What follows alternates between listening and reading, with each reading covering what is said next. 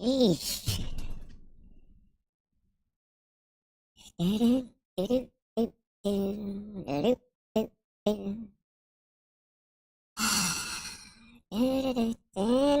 now. Anytime. There we go. Holy crap. Well, let's hope nothing crashes again. Yeah. I love those last minute crashes. Giggity, giggity, giggity, giggity. Bow, bow, bow, bow, bow, bow, bow, bow. What's up, Nigel?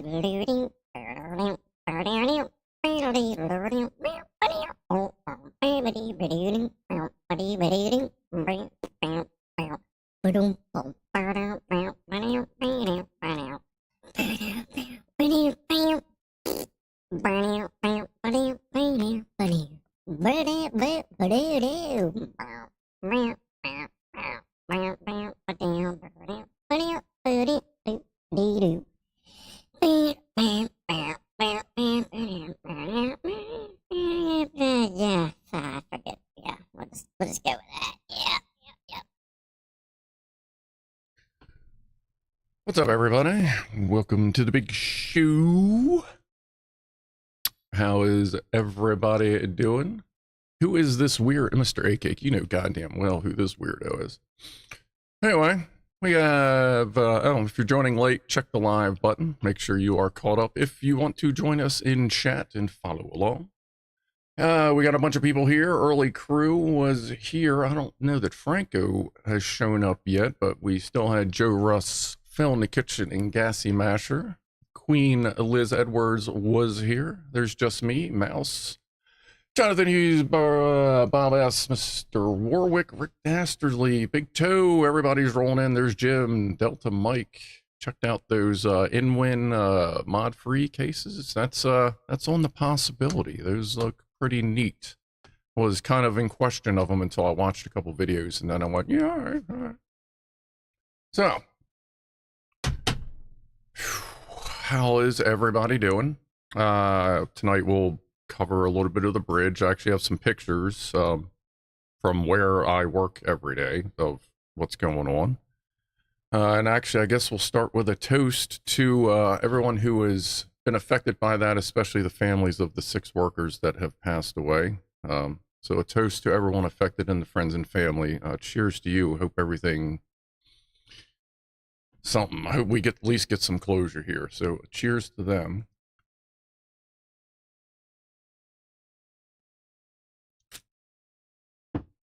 All right. Yeah, it was interesting. I woke up on Tuesday morning or whatever, and there's a text message from Ed, guy. You see him in here a bunch. He like sent it to me at like 3:30. He's like, "Keep Edge is gone." I'm like, "What the fuck is he talking about? There's no way." And then it started to click. Like, Ed wouldn't just send that. You know what I mean? So I'm like, well, what the? Did they blow it up? Like, what the fuck's going on? And then the first link I found on my phone was of the dolly hitting the bridge. So that was really weird going to work that day because I see it multiple times on the way to work. And I work literally, the corner where I work is one of the closest places you can get to the bridge without being on private property. So had to deal with that stuff as well. All right. So I'll show you the pictures I got in a little while and all that. Yes, it is a pretty fucked up situation there, redneck atheists. There's going to be lots of video and drone video in the near future with this huge project in your backyard, says Rifleman. Yeah, and that's another thing I checked on. There is what's currently listed as a permanent temporary flight restriction issued by the Federal Aviation Administration. So I can't get too close to the bridge with Mavis anyway. And I imagine that now that it's in place, they'll probably just push to keep it permanent. But I'll see how close I can get when it's appropriate and see what we can see that, yeah, maybe see something different. Not necessarily different, but just from a different point of view with all of us just hanging out or whatever. It's all right. You're from the area yourself? Yeah, I live in Essex and I work at that Amazon on the corner right there. Generally work at that Amazon. Well, see, the problem, Maddie, England, is I can't just unleash the drone because since it's a DJI drone, DJI, which is funny that the federal government wants to ban DJI, but DJI is the only manufacturer that actually works with the federal government to put flight restrictions in their drones to keep you from flying into places you shouldn't. Nobody else does that. But because of that, I wouldn't actually be able to fly into the area unless I had pretty much any other drone. Lucky I got my computer stuff when I did. It's just me. Yeah. Yeah, I don't know. I feel like a lot of that stuff probably comes from the West Coast and then comes over, like techie stuff, but a lot of it does still come in the port. I wonder if they'll blame the ship's technical crew. Well, from what I've heard the possibility that they may have known that there was a generator down when they left and assumed that their backup would be fine, even though it had a history of various electrical problems. So, who knew? Oh, okay, I just heard a weird noise. Now I know why. Hey, thank you, Null. Thank you for subscribing. We'll just say that. So, you know what? Actually, before we got time before the VertoThermoWhoofle, let me. Where do I have those pictures? Because 5 minutes before the stream started, I unplugged the thermal cam to reset it, and the entire computer blue screened. So the fucking thermal cam is just not a happy camera, I guess I'd say. Let's see. So here are the pictures I have.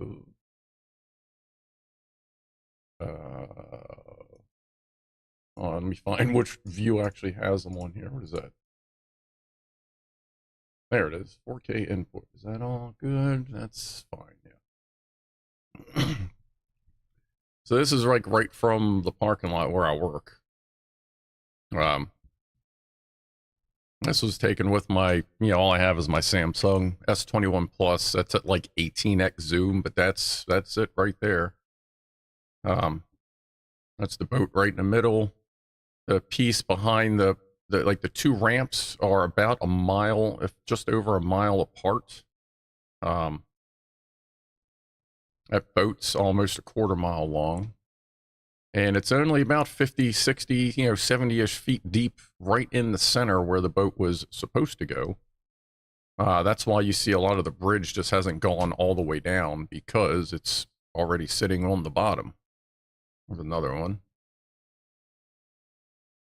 But yeah, this is gonna screw us up for a long time.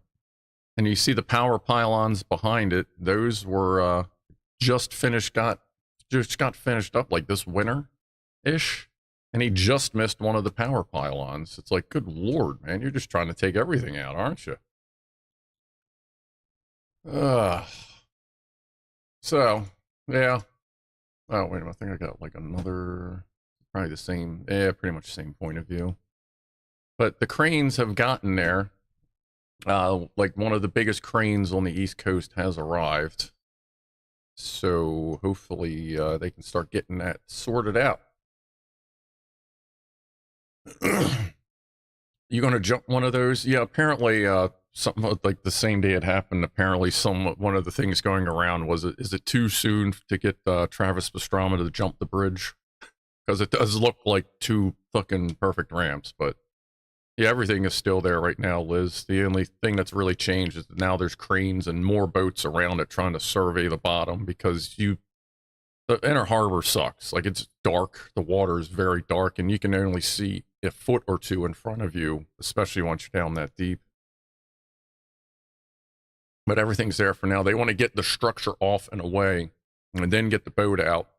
And then get the rest of what's underneath the boat, and all the rest of the containers, and hopefully find the last 4 people. Well, one of the above the water pylon was completely destroyed. Under the water, I have no idea. We kind of touched on that Wednesday. The piles and all that underneath the water, I don't know if they'll be able to reuse them or not, but honestly, I don't think they should. I think they should put new ones in that are farther apart, and at best case scenario, use the old pylons for the bumpers. So make that bridge span just a little bit wider, keep those existing pylons there, and use that for a bumper around it. Like, but I mean, I don't know. I don't know how that shit works, but that's kind of one of the first things that popped in my head. Isn't the biggest crane on the eastern seaboard coming to clear it? Yeah, it showed up yesterday. Yes, Ron, there are still 4 people somewhere under the water. They found 2 more yesterday in a car or a truck, like still inside. But I mean, you know, it's been too long. And the other ones, it's so dangerous underneath there because there's so much jagged and sharp and stuff that and you can't see, so it's very difficult for the divers to safely go down there without getting all spooked up. So Lockwatcher is on page 124 of my Prusa MK4 build. 3D printer, page 124. So you're about a quarter of the way through getting that ready. Nice. Redneck Atheist, bridge engineering is far more complex than many people think. Oh, I am fully aware of that.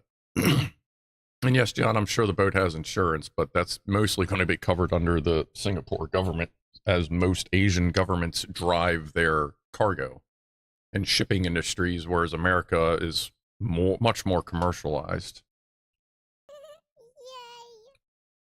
Yay. Didn't know you yet. Thank you, Pittsburgh Flip, for the $2. Didn't know you yet. Clive supports you, so awesome. Well, I appreciate that. This is kind of like the little after show. Kind of popped up once Clive started doing slightly shorter streams. I figured I'd fill in the afterwards, and last time you went to the tattoo, I did some fill in, and I don't know, apparently people were entertained, so here we are on episode 30. That's our 30th episode. All right, so let's do some VertoThermoWhoofles. Here's my purple woofler. All right. Actually, it kind of matches the new gaming PC. Nice. All right, let's see if this is going to work or if it's going to crash everything. All right. Oh, yeah, I got to turn the... God, do I even want to touch this thing? Is it going to blow everything up? All right, cool. All right, let's see what happens. Woofle. Whee. Number 2.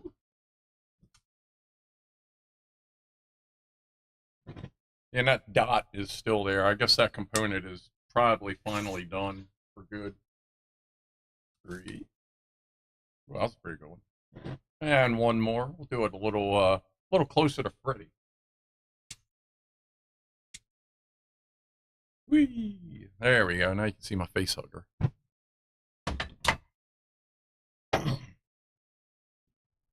See, a thermal cam's making shit real interesting. If I have the 4K capture card plugged in, to capture the game computer, and then I try to turn on the thermal cam software crashes.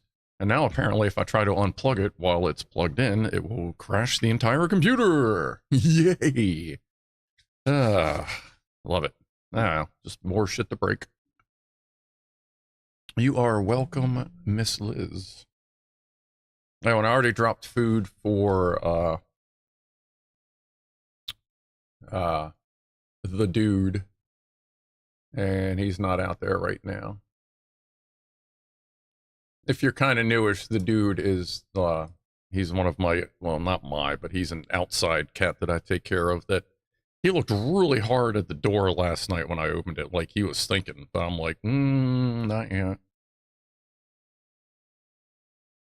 Are my farts quiet? Not really. I mean, they vary. Some of them are. Some of them you got to stop short because it feels like it's a enhanced fart, as it were.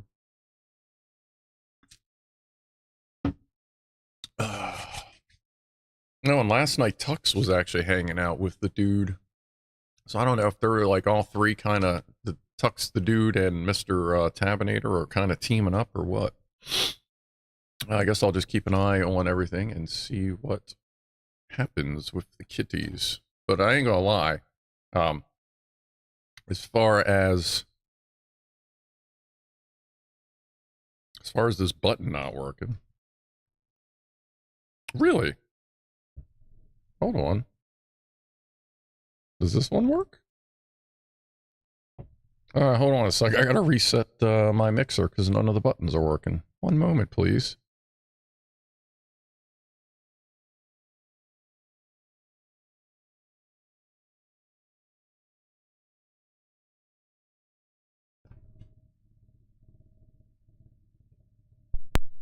Click. Oh yeah, default. Bluetooth off. Noise cancellation high. Original reverb. All right, let's try this again. Ah, it's that time for the blue phone. Yeah, I really cleaned the shit out of this this weekend. I mean, I really had no excuse. I had a 4-day weekend because I took an extra day off. So, cheers, everybody, to 420 and 500. Oh, 500. Yeah, oh, there's something else a little different too if you're looking carefully. But cheers.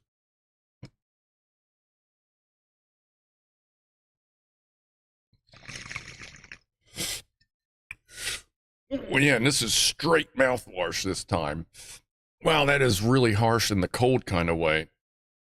Like, that's cold and really smooth at the same time. Kind of a little surprising. Oh, as far as dude goes, like as soon as the temperatures get a little bit more, like when on nicer days, I'll leave the door open and they don't, like I may have said this before, like they don't seem to like fight each other. So if I can get closer to dude outside, like I ain't saying maybe one day the door would accidentally get left open for him to come in, but we'll see. Yeah, also don't want to fuck his pack up. If he's part of a pack, he might be part of a critical, and I ain't trying to get like a shitload more cats in here. So I'm assuming everything sounds the same because it does in my ears, but instead of that big fucking round thing with the arm that got in the way, I just went ahead and got a fucking foamy.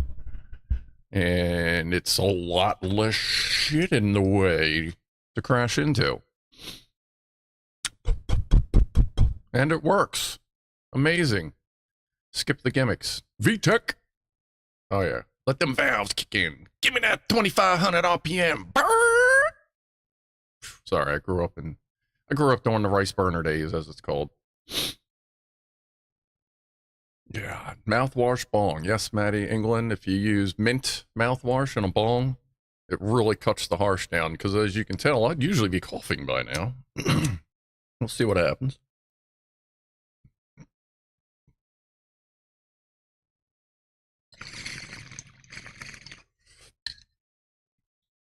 Like it feels like it's about to make you cough, but then the cold like takes that sensation away. It's almost like the wrong tingling at first.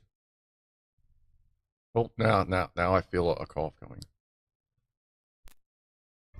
Now stand aside, worthy adversary. 'Tis but a scratch. A scratch? Your arm's off. No, it isn't. Well, what's that then?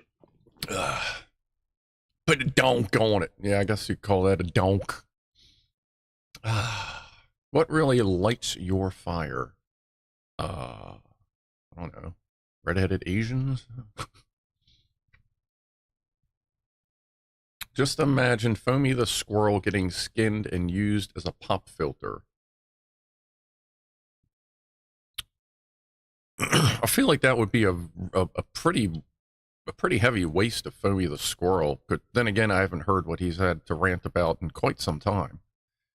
So I'd be interested in what he is ranting about, if he is still ranting on. A banging donk. What was that? Oh yeah, I got to figure out why the phone, my other phone's not working as well. Been trying to get it connect Cat and Rob. No, not the Rob. Oh no, that is working. Okay. All right. So real quick, let's see here. The Isle Man got a new ship and it's been having endless teething problems, including an engine overspeeding and breaking its shaft. I hate when I break my shaft. And as far as the EGR valve goes there, Clivey Wivey, you could clean it. It would probably be fine after that. Brake clean would work. Just about any kind of solvent. You just may need to leave it sit a little bit longer. But as far as deleting it goes, as was mentioned, that would be fairly difficult for an OBD2 vehicle. Because, like, in an OBD2.1 or the really early OBD2 stuff, you could, drop it out, replace the solenoid. Like, I could literally carry around 50 ohm, 10 watt ceramic resistors for bypassing shit and tricking the computer. The problem with OBD2 stuff, especially after 2000, is not only does it check the circuit to make sure it's there, which is easy enough to get around, but it also checks of what happens. So if it requests EGR and you have that EGR deleted, but it sees the circuit, you request EGR on and it doesn't detect it going lean to a certain percentage, then it will again just throw an EGR flow code. At that point, it'll just throw a code that says it's blocked instead of wide open. So you would have to get it someone would actually have to go into the computer and turn off your EGR codes, like disable the codes from popping in, which obviously it's either going to be cheaper just to clean it and pick up some like copper RTV that you can replace the gasket with, or just, have a new one handy and try cleaning it first, maybe. Like, I've done that plenty of times. You go buy the part, have it there just in case, try cleaning it. And then, if it doesn't work, you just unplug the thing, put the new one on, be on your way. So, 50 ohm magic. 50 ohms is a general, most of your solenoids in automotive, forklift, anything that's an engine-wise, they usually fall between like 20 to 120 ohms, like relays and solenoids and such. Your solenoids that require more ass are going to be lower resistance, so you can get more current. But I find it 50 ohm, it was a big pack of resistors I bought from Radio Shack of all fucking things. And they worked really well, especially on a lot of GM solenoids, because that's what I originally bought them for. White spirits is great for cleaning EGRs on diesels. Yeah, get the soot off, yeah. Polo T requires more ass. Don't we kind of all of them? UK ferries are having a good time these days, all right.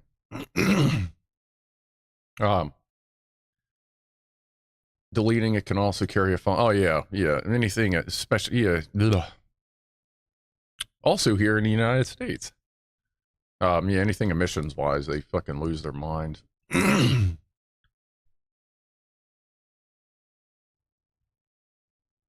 But just keep in mind, if you replace the EGR and it still records that there's a high flow with it, there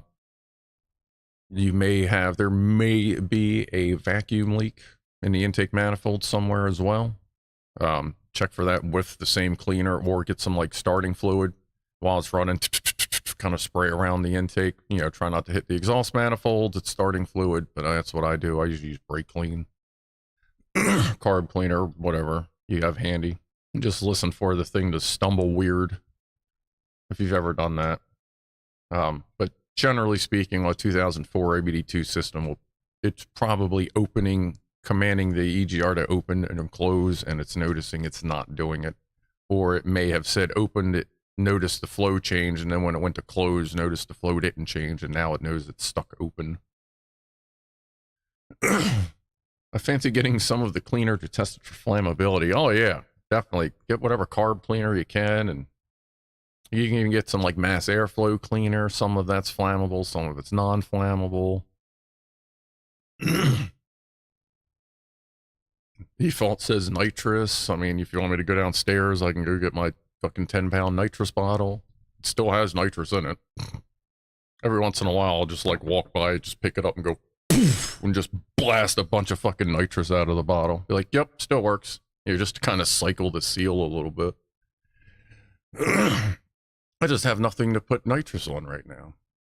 So it sits in the basement with this little bottle heater strapped to it.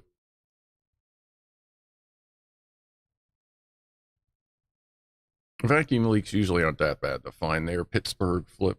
It's is usually you can spray and find it, and then you just kind of narrow down the area.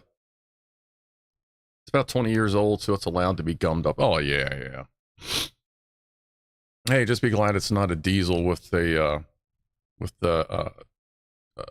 exhaust cooler on it, where it runs exhaust gas through the EGR, like it uses the EGR to run exhaust gas through basically a heater core to cool off the exhaust gas. And those things fucking pop all the time because you have, 15 to 1800 degree exhaust going through, a material, a brass, copper, aluminum, whatever, depending on the company blend.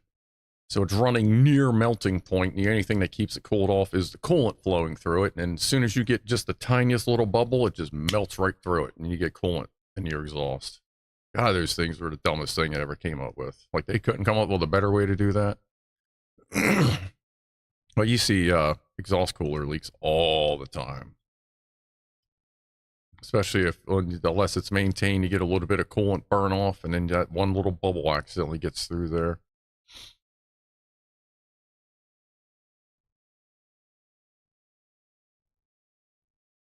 Sometimes the heat kills the diaphragm. Yeah, diaphragm would be more if it were a vacuum EGR. Most of your digital ones now just use a hardened steel pintle or stainless steel pintle. Yeah, all this environmental stuff makes things less reliable. Yeah, it's all just added points of failure. 7 p.m., top of the hour toot. Toast to BigClive's EGR valve. May you breathe exhaust sometime soon in the future or something. So cheers to Clive's EGR valve.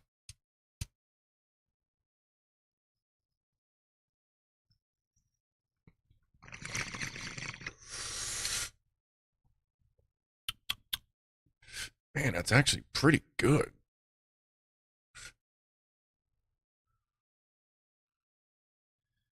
May Clive's valve be better and may his shaft be strong.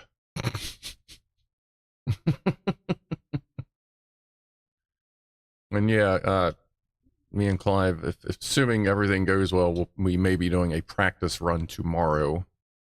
And then, as said, he may be joining us on the Super Stoner stream on 4/20, April 20th, Saturday night, where I'll be taking most, if not all, of those edibles. That's currently 2.6 grams of THC in those, not like weight of the gummies and food, but actual THC. And then there's a caviar joint, and then that's a little tub of diamonds and sauce for the dab rig. So we'll see how much we can do. Well, and just get fucking wrecked. I'm gonna have this time. I'm gonna make sure I have a lot of food ready too. So, how much sugar is in those edibles? Ask Randy. Probably way too much. That's really my only concern in this, is that since I don't do a lot of sugar, that my stomach's going to get weird. So that's why I'm going to make sure I lay down some hamburger helper before the show. That way it's got a nice base to land on that can kind of help deal with the sugar a little bit. This is happening on April 20th on 4/20 for that Saturday night stream, which actually is a Patreon night, if I'm not mistaken. So I'll have to keep reminding people public stream so they don't forget, because not everybody stops by. Take RSO instead. Sometimes I get RSO. I might have some in my pot drawer, in the old pot drawer in the bedroom. I know I still got a tanker, like a syringe, like a plastic syringe of indica vape juice in there. Maybe I'll get that out too. We can dab a little bit on everything. Might end up with a muck spreader after all that sugar. A muck spreader? Not sure I want to know what that is. Little grease to help slow down the flow in the system, says Pittsburgh Flip. That's about it. It's also how I do spicy contests. I lay down something pasta-y and noodly with some dairy sitting in there. Then I'll do my spicy stuff, like I did the one chip challenge, which almost got lost in the show because it was just like, I don't know, it was spicy, but it's whatever. But yeah, you put that good base down on there, and then you're usually fine.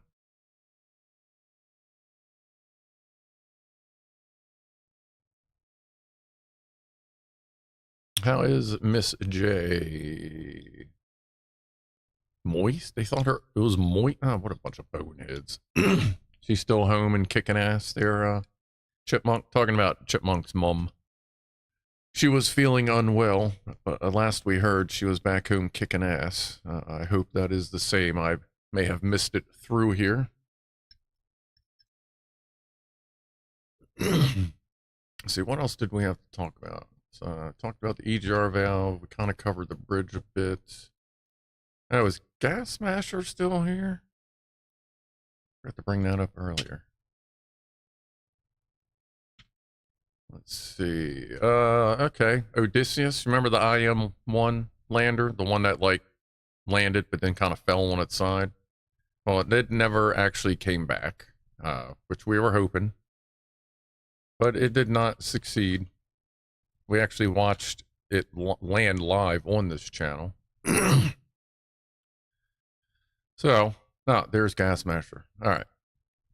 But yeah, so the private moon lander, the first like private moon lander, it mission success, even though it fell over, it still got lots of stuff done, but it did not wake up, unlike the Slim lander from Japan, which just keeps waking up. Like it's upside down, laying on its solar panels, but it just keeps waking up. So there's that quick update. Gas Smasher, you told me to try making a grilled cheese with mayonnaise as opposed to butter.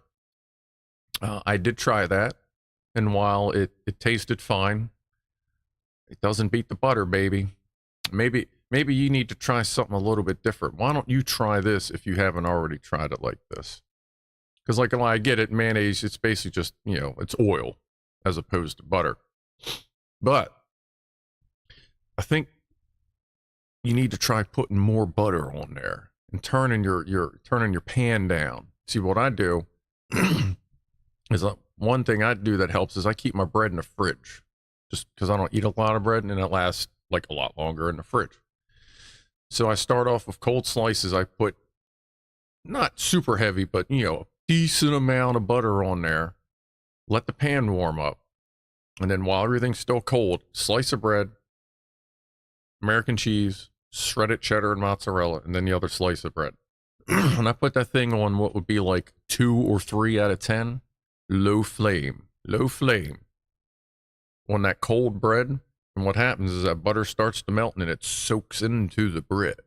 It just gets right up in there, turns all the bread golden.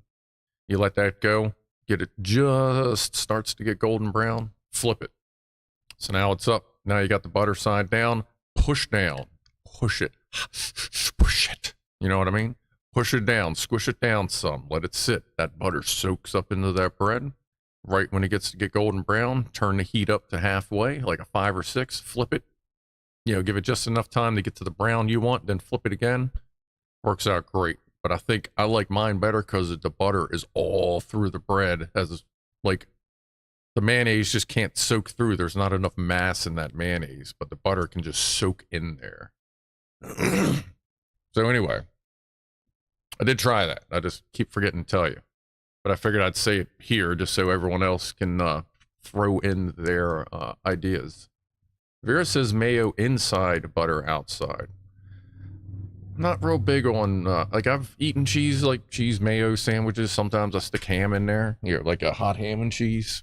But never been real big with the mayo in there, although I know that's kind of a sort of a standardy thing. Halty says PA Dutch. Actually, my family tree is from the PA Dutch area. Rifleman says, if you eat most of your bread as toast, refrigerate the bread and it lasts longer and makes really good toast. Scrufdog has nailed it as long as, yeah, everything I eat involving bread is generally toasted. Usually lightly toasted, because even my sandwich is just a regular cold sandwich. I like to have just a little bit of a toast on there. But yeah, like you can stick a loaf of bread. Like I get potato bread. I mean, that loaf in that fridge will last like 2 fucking months, like no joke. And there's not like, you're not scraping, nothing funny. And as long as you're going with toast or something like that, where the butter's gonna like rehydrate it, it's fucking golden. Mayo, Pittsburgh Flip Mayo can help with the toasting and Maillard reaction since the eggs toast up quickly. I usually butter toast the inside, the cheese up toast side while I fry the outside of the bread. Gotcha. I put saffron in my grilled cheese, also in the mashed potatoes, says Garbled User. I don't really use saffron on anything. I keep wanting to say pew, like pew pew. Pie mayo only uses egg yolks, says Big Toe.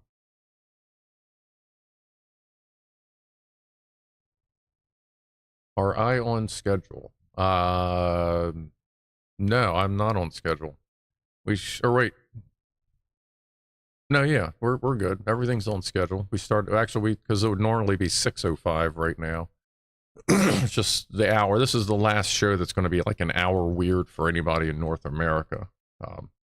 But now we do Pussies and Piano in about 25 minutes. Rob was unable to get us a fresh track, so we will be replaying an older one. Let me make sure that camera's working. There's that.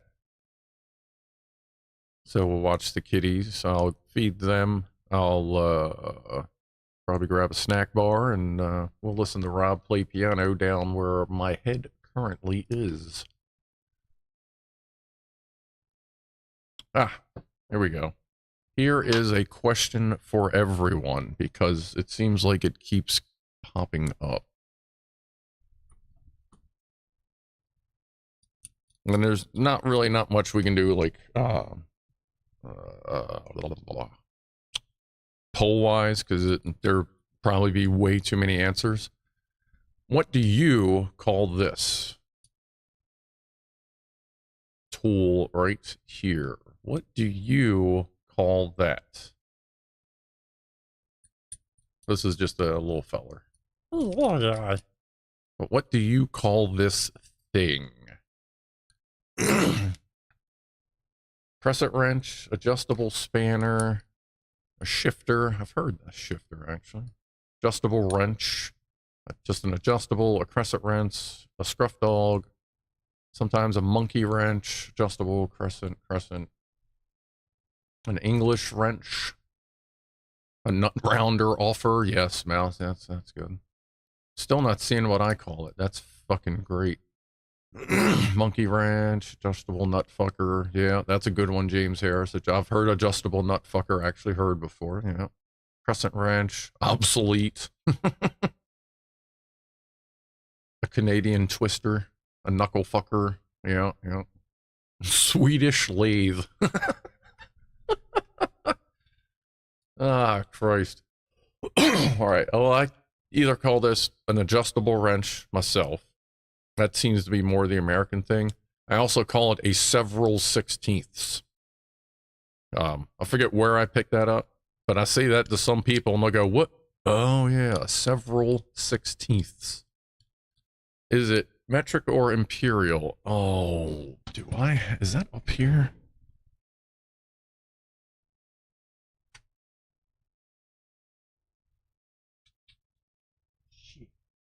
I'll have to find that. I actually 3D printed when I was a field service manager. I wanted some like just stuff to put on my desk. So I 3D printed a double-ended adjustable wrench, and one side said metric and the other side said SAE, and I just sat it on the desk, and I actually had a couple people go, oh yeah, that's a good idea. And I'm like, oh my God. None of them were techs. which so that should help there was all the like the administration. But yeah, I've done that. Torture ended. Several, yeah. A chode detector. It's all the sizes you don't have, yeah. The rust substitute.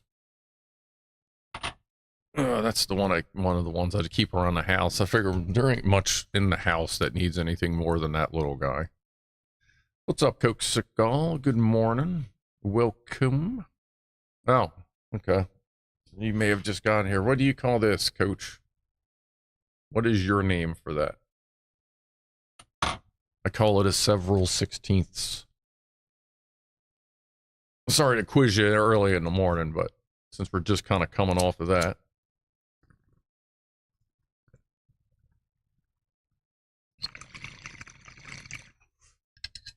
If you have a nice one of those that there's not a lot of slop, like that's a lot of slop. Like this can't be used on something super tight, like just that little bit. I mean, we're looking at out on the tip, we're looking at just over 1 millimeter of slop. So that's obviously, I mean, that was like $5. But if you get a real nice one, like Brandon VRT, see him on there every once in a while. He helps fill in on nights, that I'm on call so we can do the show. He's got a really nice click wrench that actually, as you turn it, click, click, click, that way it doesn't like slide, and the tolerance on it are really fucking tight. And that's a really nice wrench. I enjoy using that particular wrench. Really tight tolerances on it, and the click feature is nice too, because we all know they all fucking slip. But I really like that wrench. So I guess if you see something called a click wrench, I don't know if that's the brand of it or just what it's called, but it's a really nice setup on it. I actually used that in, I think it's one of the wrenches I used in Friday's video, or is that next Friday?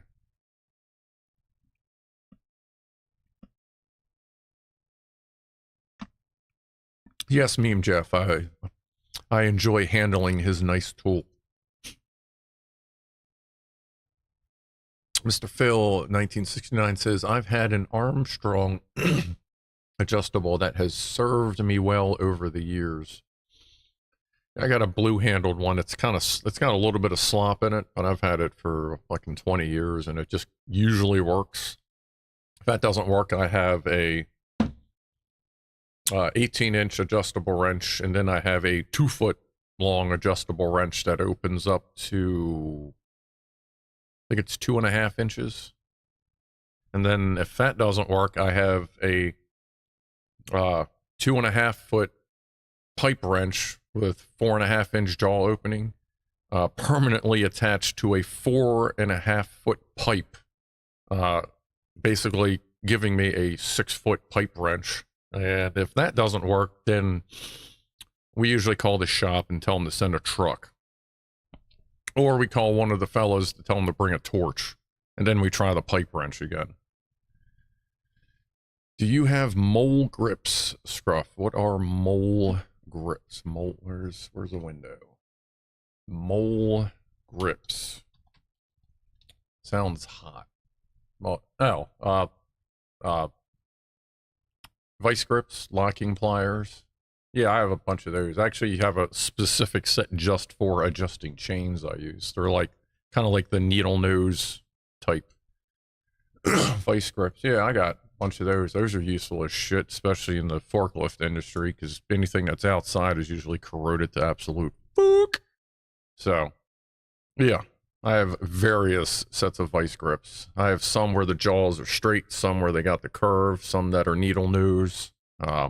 Yeah.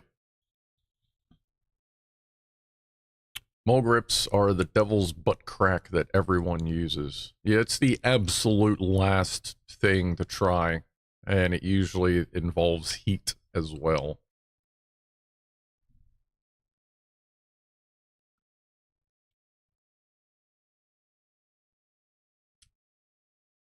But I don't have to use them too much. Anytime They're nice to use on chains because you can clamp it onto the chain. And like you're not fucking with a lift chain, you know, with vice grips. But you just clamp it on the chain. That way you can let go, fuck with things, and then have it still be right there. And plus, since you're putting a lot of torque on it as you're tightening the chain itself, it's nice to have that hold the chain for you. So all you're doing is controlling the swing and not trying to squeeze the shit out of it with pliers. And then if you use an adjustable, that just kind of flops around again because, you know, you get to play in the adjustables since it doesn't hold it.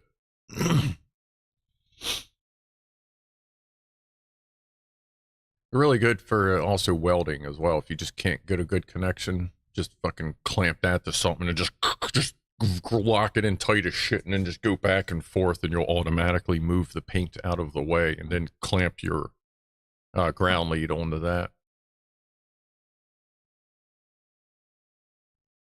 And for holding stuff together too, or just holding something with your glove and doing your weld. Ooh, almost knocked the bong over. Well, in that case, we might as well just finish it off. All right, let's see here. Grilled cheese. Talked about the grilled cheese. Talked about the wrench. Talked about the TFR. Talked about a bit. Yeah, we're pretty just about caught up as far as topics go. For specific topics, I should say.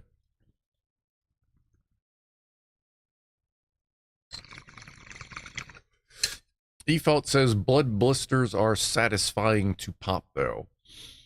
I will have to agree with that. Like, I hate getting that pinchy pinch, but once it gets to the point where it starts to, like, get a little bit of pressure, like, get a little needle or something, just boop, and just, Or if it's real bad, like, I've actually sat there with, like, a really sharp blade and just kind of slowly carved down to them if they're real deep. You kind of learn how to do it so it doesn't really bug you, or if you just don't care about physical pain, which that's kind of where I'm at. Oh shit, it's 420. Oh, I just cleared that. Let me hit this. 420, everybody. Cheers. Horovac's gonna go fuck off. Gotta sleep. Well, I hope you have a good fucking sleep there, Horovac.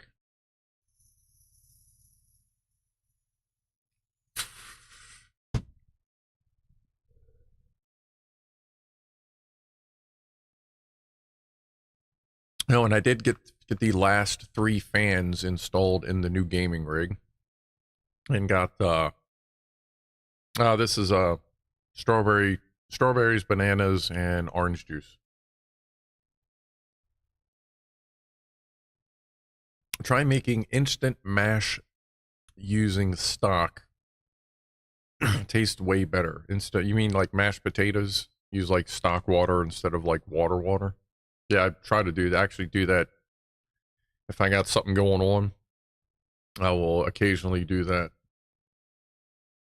Especially like on Thanksgiving or like holiday meals when you got like the turkey going. Like, not only are you taking the turkey fat, like I don't use any like water. I just take all juice. But if you do want some like rich ass mashed potatoes, you can use the concentrated stuff as well.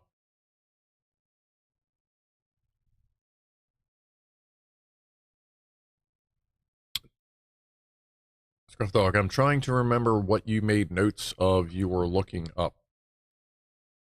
That was the in-win mod-free case system, which I did look into, and that is on the list of possibilities for the next gaming rig build, which would be like 1.5, 2 years, something like that. He said to look into 7 Days to Die, which I have not gotten to yet, and I'm actually, like, I get around to, like, doing a bunch of movie lookups all at once. And we start our Lego, next one, Lego Wednesday on step 279. So yeah, thank you for the recommendation for the in-win case, mod-free case system thing. That's actually, when I first looked at it, I was like, what? But then I actually watched some videos of it and I went, oh okay. Yeah. So, yeah, that's actually a really good setup.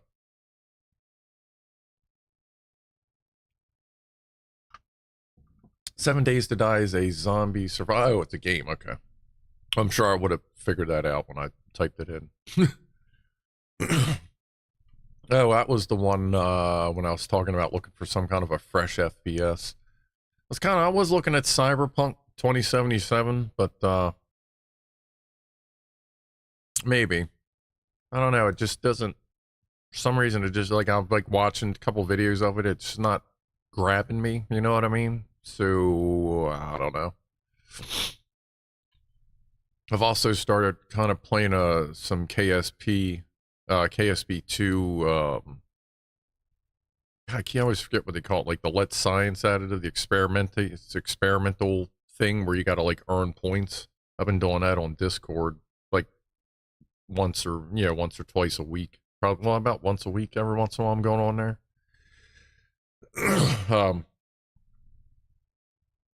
I guess when I'll jump on there, I'll just let everybody know that's on Discord. Because even the other night when I was just kind of messing around a little bit, a bunch of people hopped over. So I guess I'll start sending out the notification for that. Do I ever play Minecraft? God, do I ever? Well, on and off, I used to. I've run a couple servers here and there. I've helped run other servers. I own every version of Minecraft except Macintosh, I'm pretty sure. I think I have it on PC, mobile, Chromebook, both Bedrock and Java, wherever available, Linux. I just don't have like the Mac version. I used to play a lot of it. Oh yeah, Discord link. Shit. Where is it? Discord link. It's in the description. There's a good one. There it is. God. Oh yeah. Join that. There. Click that. Copy link address. Chat and paste this plain. Oh, that didn't fucking work at all. Stupid Discord. There it is. Copy that. Paste that. That one should work. I hope. Sorry about that. But yeah, I've been doing that on there. We're actually up into tier 2 at this point. Like, it helps that I have some background with playing KSB2. I haven't played, I never played 1. But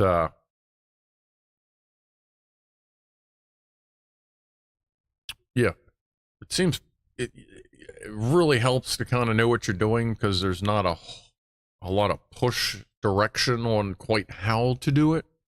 Like when you first open up the mode, it just opens up the menu and you're just like, well, now what? I guess we'll figure it out. So you just start clicking stuff until you figure it out. I mean, once you figure it out, it's fine. It's just not quite super intuitive at the moment.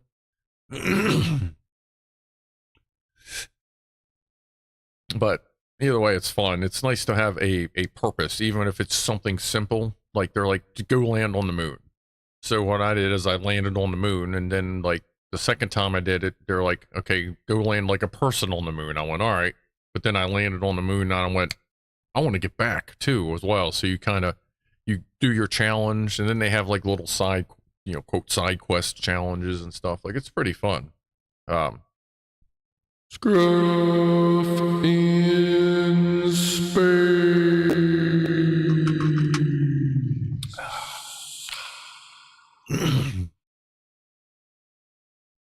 And yeah, I do have Space Invaders. I think I got like 3 or 4 cartridges of Space Invaders.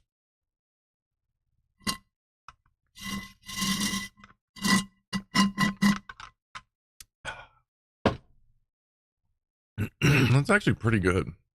I've been doing that instead of taking like a vitamin pill, and I think that's actually way more beneficial than any vitamin pill would be.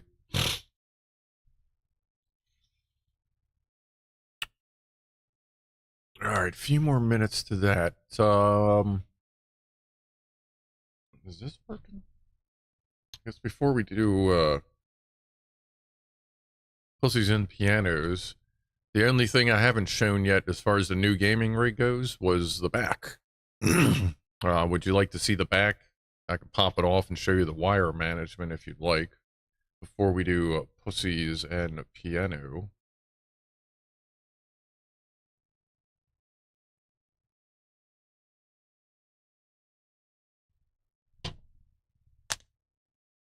Oh, man. An analog donk is also an option. Oh, I got a bonk button. Which one is that? Which one's the bonk button? It might be... See, that's the phone. That's space. Is it this one? Nope. Is it this one? I'm Pickle Rick! Nope. So that means it's probably this one? Nope. There it is. The bonk is number 2.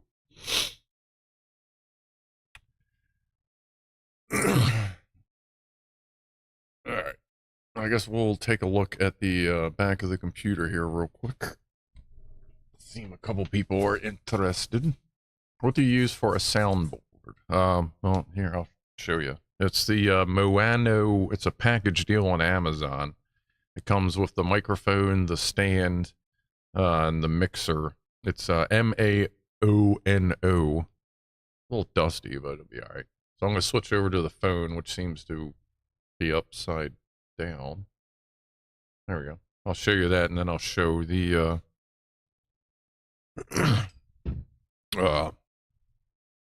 thingamadoo. Yep. The mixer and then the computer. So that's the mixer. It's like the, I think it's the AME 200. Supports 48 volt or not 48, or just standard XLR microphone, like a dynamic or condenser. Various switches. There's kind of see the back.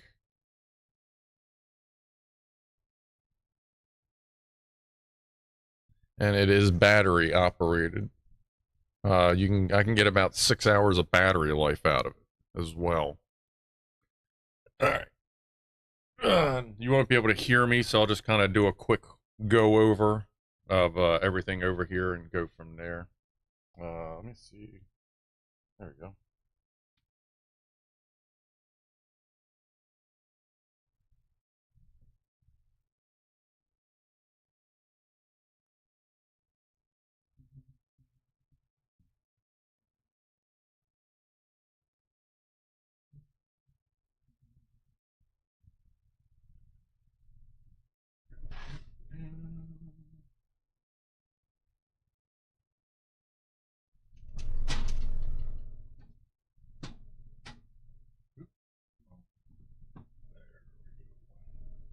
Oh. Hold on. Let me wipe the lens. Yeah.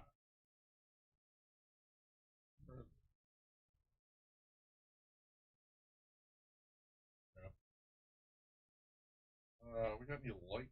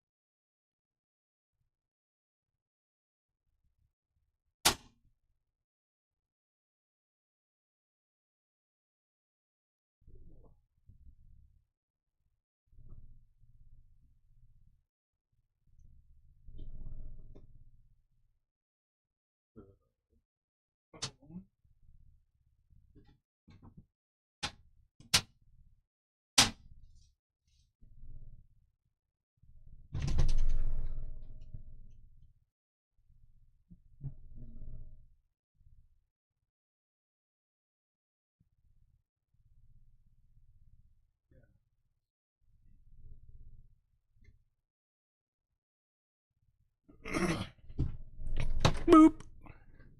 Table. Alright, there we go. Sorry about, like, the lack of sound there. Turn this off. Yo. Where is... There it is. Yes. Alright. And the labels are square. Yes. I was trying to be pretty careful with the labels, and when I got the fan stickers printed, I had that little Built by Scrufdog printed too, because I figured, why not? The headshot. Rob says, I think your supercomputer needs a new battery on your Oh yeah, every time it goes to blue, it resets. Let's see, I don't have the safety zip tie on it, so I feel I may get harmed if I try to change the battery.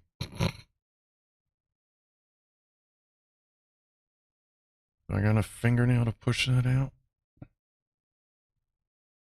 Not really. Yeah, I'll get it after the show. Hairy arm. You know, kind of hairy, not that hairy.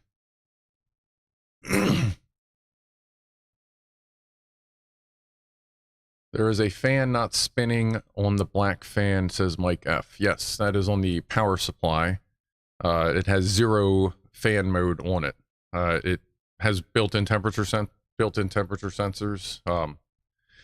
So it'll turn itself on if it needs be, but it also just relies on the case flow. There's so much air because there's so many goddamn fans blowing into it. There's so much positive pressure that it uses pretty much that to keep itself cool and only turns on when it needs to.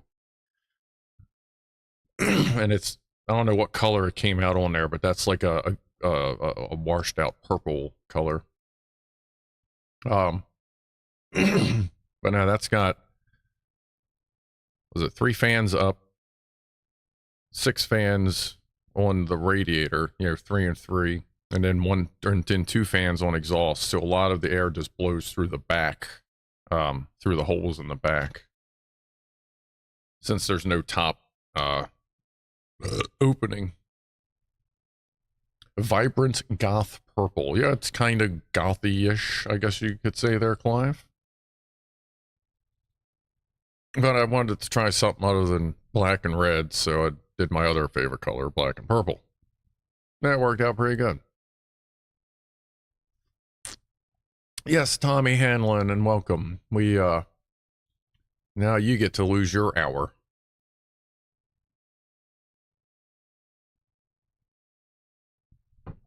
Deltic engine, it would be an idea to ensure that there is positive pressure to ensure airflow through the PSU. Some are stupid and don't spin the fan until it's actually too hot. Oh yeah, I put my hand there, like there is air moving through it. I mean, it's an MSI MPG. And those things are, they've never had any problem with the 0 fan mode on those, luckily. But also, I think that may also be that most people that would use that particular power supply know to, have positive pressure in their case if they want to turn the 0 fan mode on. Sorry.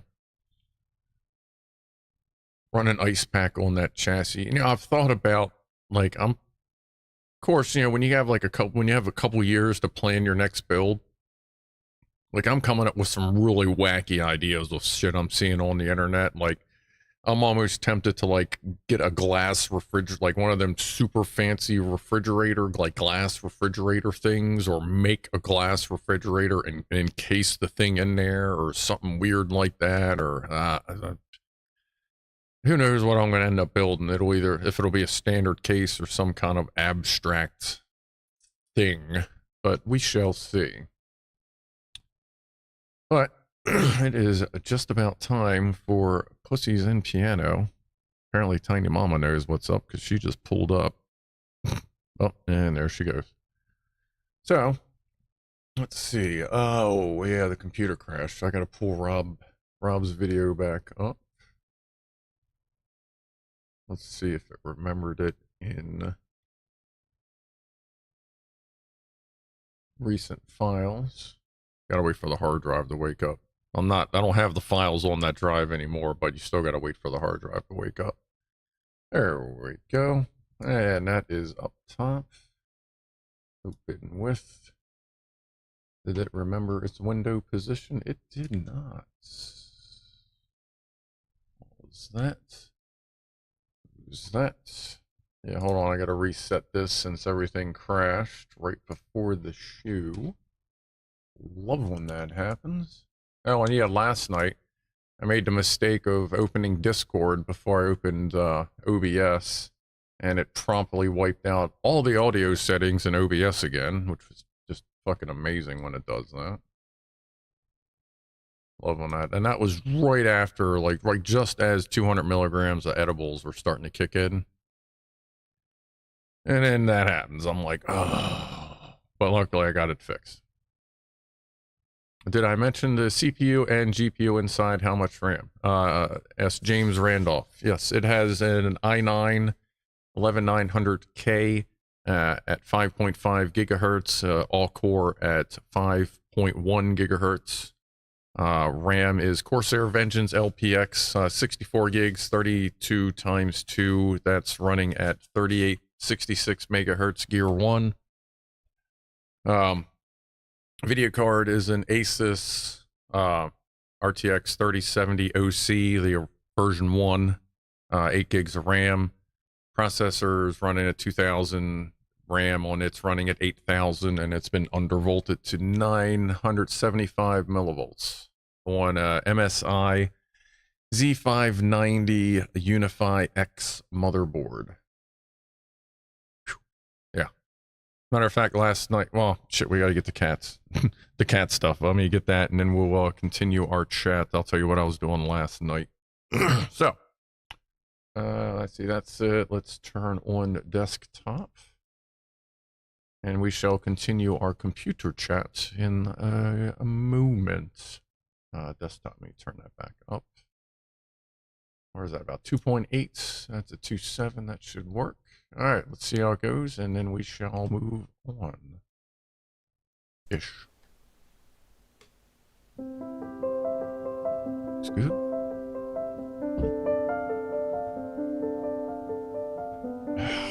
Hold on.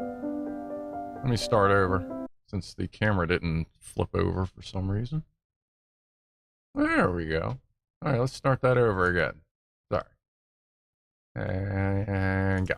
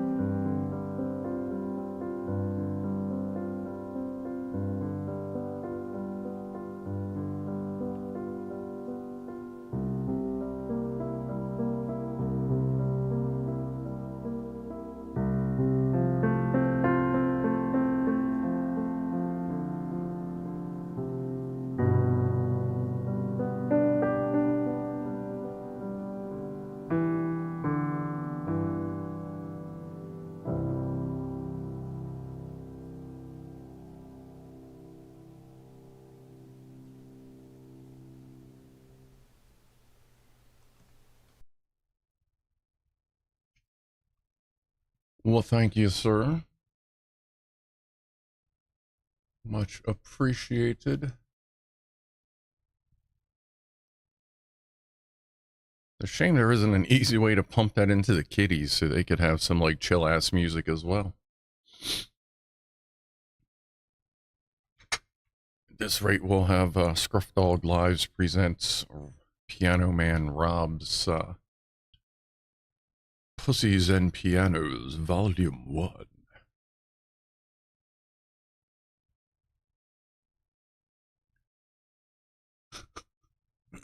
Is there anything green in their food? What do you mean green? Like veggies? I mean, in their normal food, yeah. A headphone splitter, a cable, and spill. I mean, well, yeah, I mean, I could do all that, but there's another monitor on the mixer. I guess 3 if you count the one that goes out the back that's going into the gaming compute. Yeah. No, actually, that's a line. Yeah, that's line out going to line in because the monitor didn't work, so I had to use the line. Or I don't know. This whole audio setup is really weird when you got it hooked up to 2 different computers. There's Rob's YouTube channel in chat if you want to check it out and see his videos in full size and all the way through when I click the correct button.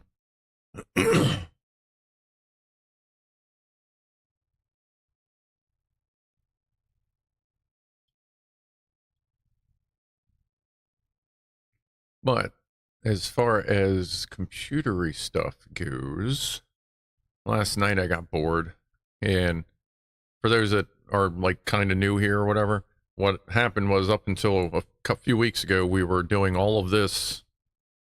Well, I'll show you what this is after Pussies and Pianos. But we were doing all of this live streaming stuff basically through one computer. One computer, and then the other one was a little tiny Intel Nook, 6th gen Intel Nook. That was just there for me to hit the go button and make sure the stream worked, because I kept that on a VPN. So that way I could see what y'all saw and not just what I see.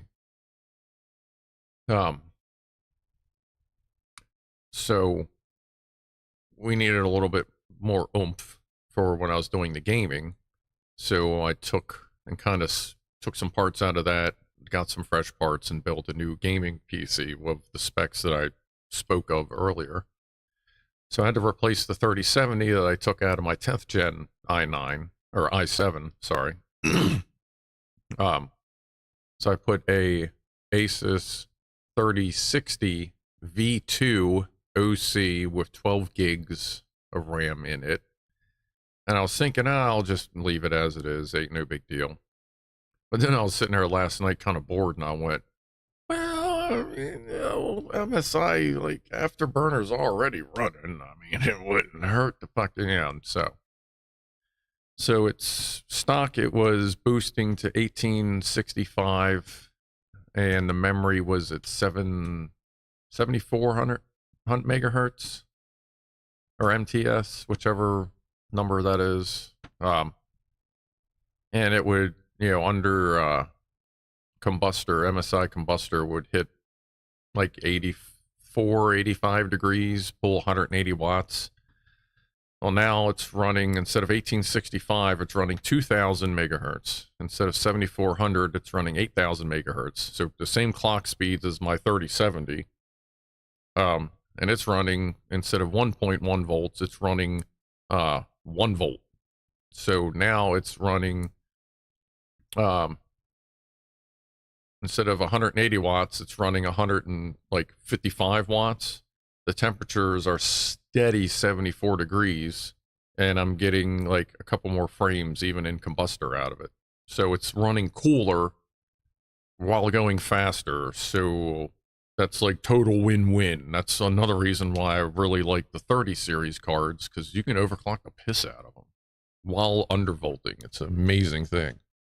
That's just like the i9, the 11900K. That's locked at max volt at 1.4, which is spec. But a bunch of the cores I have turned down to 1.375 millivolts, the ones that could handle it. while still boosting up to 5.5. That little Thermaltake TH360 V2 all-in-one cooler, it's, you know, like it's a little undersized for, like, it's probably rated for 250 watts because when I push 250 watts through that cooler, it rides around 90, like 85. One of the cores runs around 90 degrees. Someone bloody random. Oh, I have a button to push. To push his button. Hey, there you go. Yes, you have buttons every month, I believe the check mark is. Efelt says EK custom loop for the win. I've been looking at a lot of EK stuff, a lot of Corsair stuff, which is bit power or bits power, you know, the same stuff. Bits power makes Corsair stuff. That in-win case mods that Deltic Engine suggested. What was the Cooler Master? How was it, like the HAL 700 or something, VF something or other 700, just gigantic fucking case that can hold just radiators for days. Look at all kinds of stuff. And then I was been looking at like open air frames, wall mounts. Like once you start looking at all the different types of cases out there, it's like, wow. Like I'd almost be willing to do a more open case concept if it weren't for all the cat fuzz. Chippy, I too have a button to push. It's fun and 6 meters? Months, yes. Oh, wow, wow, I've had that checkbox open for 6 months. Holy shit. There's Zapped found their button. I was thinking about something like a wall-mounted case there, Efalt. So I haven't changed the liquid for 3 years. LMFAO, I have the new stuff sitting here. Should probably do that tonight. Got all the dog hair out of it. Yeah, I cleaned the, what is that, a cooler? Yeah, the quote, what I call now the studio computer, which was the only one. Now I have the gaming rig in the studio. That's just got a Cooler Master 240 on it, which seems to do the job. I was running that 5.1, the i7-10700K. I was running that 5.1 gigahertz all core, and it gets to like 85. And that's 3 years old, and I haven't done a thing to it, but I don't hear any bubbles yet, so I'll just kind of let that go. But if it does have a problem, I'll probably end up looking at some EK stuff just to do practice for in a couple years when I spend what's honestly probably going to be probably $2,000 just on case and cooling. Because maybe more, because I'm thinking of maybe doing 3 loops just to do 3 loops. CPU, GPU, and drives.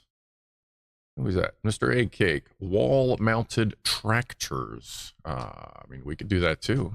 Thank you for the £2. Have you considered repurposing an HVAC air handler as a computer case? I have. Actually, I didn't quite a long time ago. But not recently. But I have time. But yeah, I mean, that would work fine too. And at that point, I'd end up taking a bunch of it out and just using the fucking compressor system to do cryo cooling. Good lord. And at that point, if I built a mini cryo cooler, I guess I'd have to go get a 14900 KS. Cryotech, yes. I've looked into some cryotech. Of course you have to look at cryotech. I've looked at all kinds of stuff, like even like all the way from Cooler Master to Thermaltake to Corsair stuff, which is kind of basic-ish.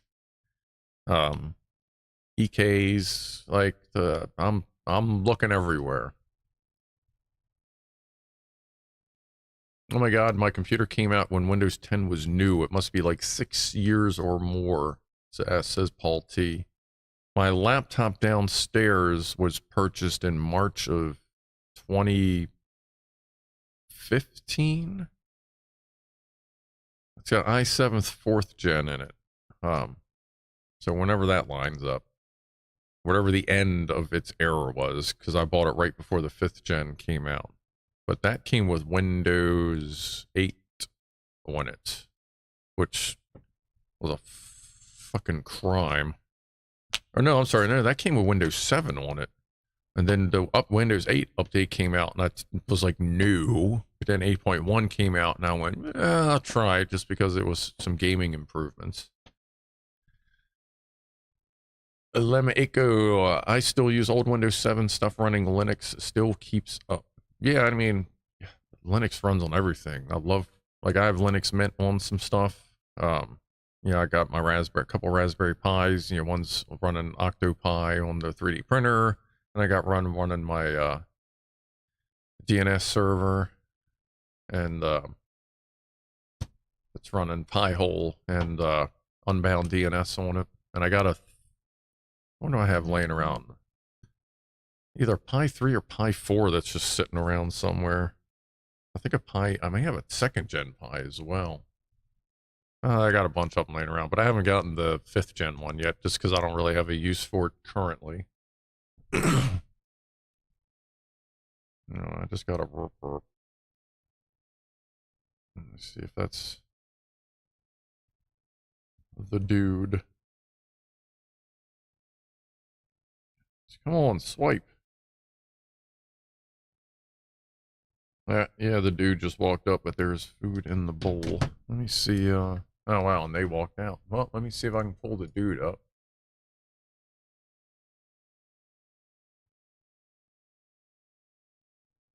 Yeah, he already left. Wow, that was quick. Alright. I guess they'll pull me up then. I guess I'll see if the dude comes back. Maybe he found food and went to get his homies. Alright, well, let me close that. Battery is kind of low because it's been kind of rainy lately. Long live XP. Windows XP was...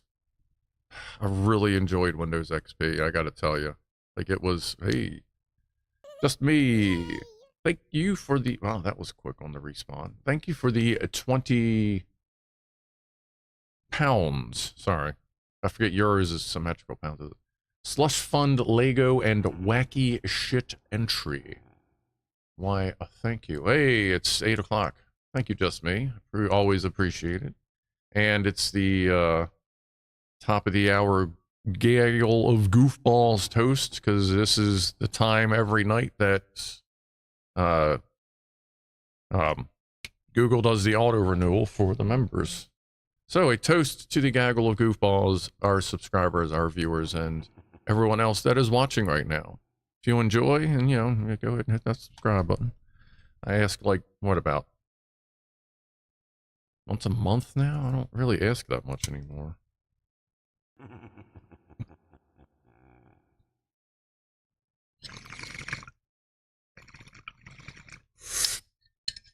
Oh shit, there's Nigel. Thank you, Nigel, with 10 memberships as well as the auto renewal. We're gonna break it tonight. Graham Shaw, D Wood, Mark Scarborough, Nikolai, Deltic, and oh no, you're already there. Gaines, Dutch Taurus, Top Smoke, Jim Harrigan, Laser 2120, and Lee Rohawk. Welcome and welcome back to the Gaggle of Goofballs. Appreciate that, everybody. Yeah, and we broke it. See? It does that a lot on this channel because we have very gifting members. So we regularly break the counter thing. But we'll just let that rock and roll. That's kind of why I turned it down a little bit too, because we've been breaking it a lot. Which, I mean, that's not a bad thing. Oh, this is still hot. Hold on. Hey, what's up, Echo? I don't know that when I saw you get here. Jim Harrigan, Zap Sparky is here. What's up?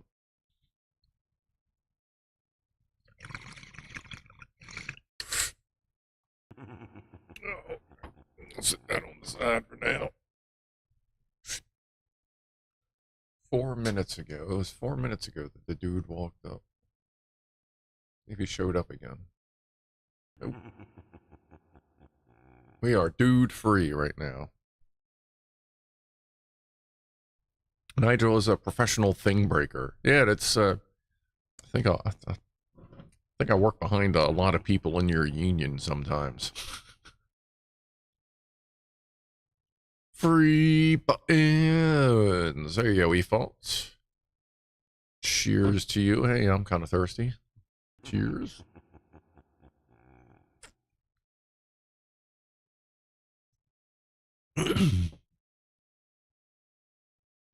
Chipmunk says my Windows 11 laptop looks like Windows 2000 due to the classic start. For some reason, IT at work always installs the classic start menu thing on all their machines, and like, no offense, but I hate that.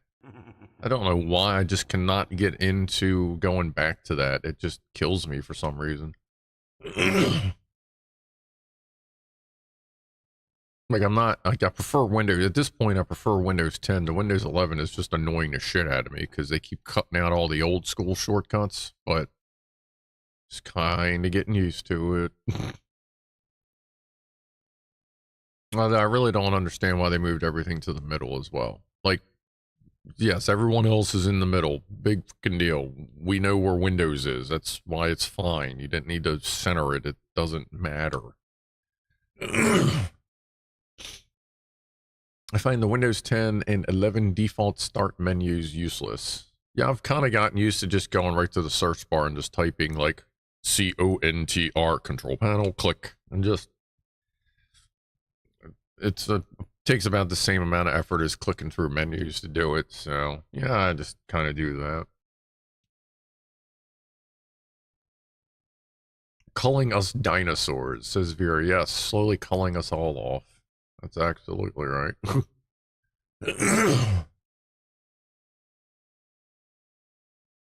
I remember 98 SE. That wasn't bad. It wasn't bad.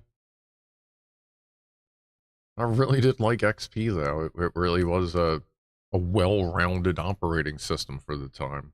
Then they started to add so much gimmicks and so much extra stuff, which once it works, it's great. It's useful. It's just that whole, once it works, but, you know, what is that? Is that the shell command to get it like old school or something? Or have we all been hacked? No, we haven't been hacked. Yeah, Big Toe found the button. There you go. Windows is to open Steam like Explorer is to install Brave or Chrome. Yeah, pretty much. That's it. The Linux of Mac, the blue screen of death for the win. Give me that term. Yeah. Yeah, the gaming computer, all it does is show your chat and automatically open Steam when it boots up. Does anyone use Edge? I use Edge to install Brave. That's really it. Or if something by default opens Edge, then oh no, actually, you know what? On the studio rig, I use Edge for my alternate Google account. So I can log into it every once in a while so it doesn't get killed. I use Edge for a lot of my alternate account. MK found the button.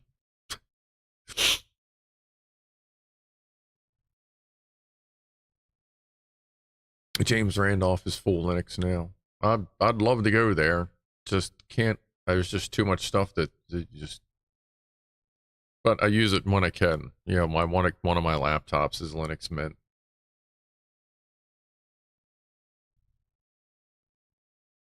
But yeah, as far as the gaming rig go, oh, and this is I was gonna, I don't know, in case of those of you that have missed the new setup. So this, and this are on the studio rig.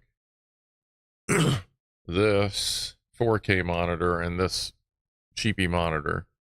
They're on the gaming rig, or this is plugged into the 3070, and that's plugged into the onboard iGPU that's inside the Intel, so that full GPU on the 3070 is bam. And to get it over to here, I just have this second input. Ed's here. Holy shit, Ed. Thank you. to get the screen over to here onto this computer, I have a 4K capture card that does all that. But that's how this is currently set up, and it actually works really well with all my neck problems. It's very comfortable looking up there. Like, there's been a couple times I've watched movies just up there. It's really comfortable, especially when you pull the peg and just kick back. And, like, you are looking right at it. And it's really good flair on the neck, I said. But anyway, so that's what we're dealing with. There's the other side of what we're dealing with the whole new studio stuff. So, Ed. Good Lord. Ed gifted 20 more. I'll go through these real quick here.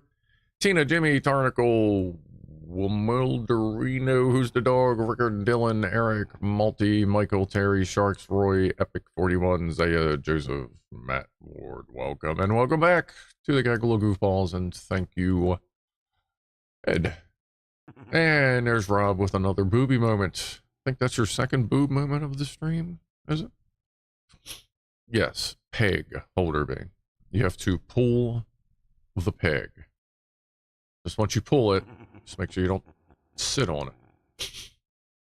I mean, unless you really want to. I mean, you know, do your thing. Jean Robert says, I miss my 2 other monitors. Had to pack them away as I don't have room for it after moving. Oh, that sucks. You can't stack them up?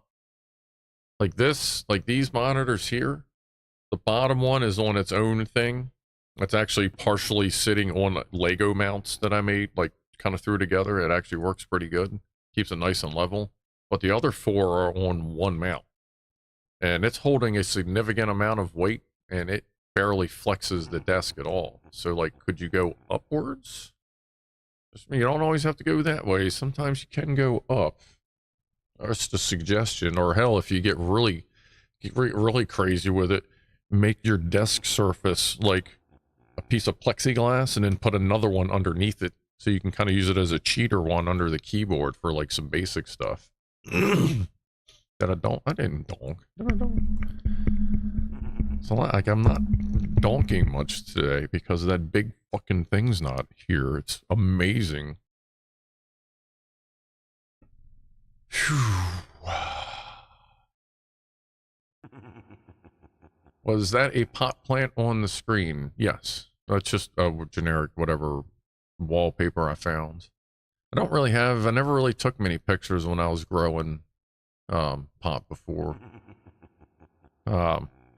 Which is a shame, but if I start growing again, my 2 plants as allowed per law, which I'm just fine following because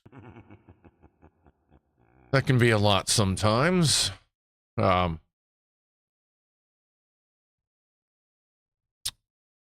get pictures and stuff because, you know, I'm allowed to grow 2 plants in Maryland, which is just fine. I used to grow a lot more at the same time, and that's just a lot of time. A lot to do.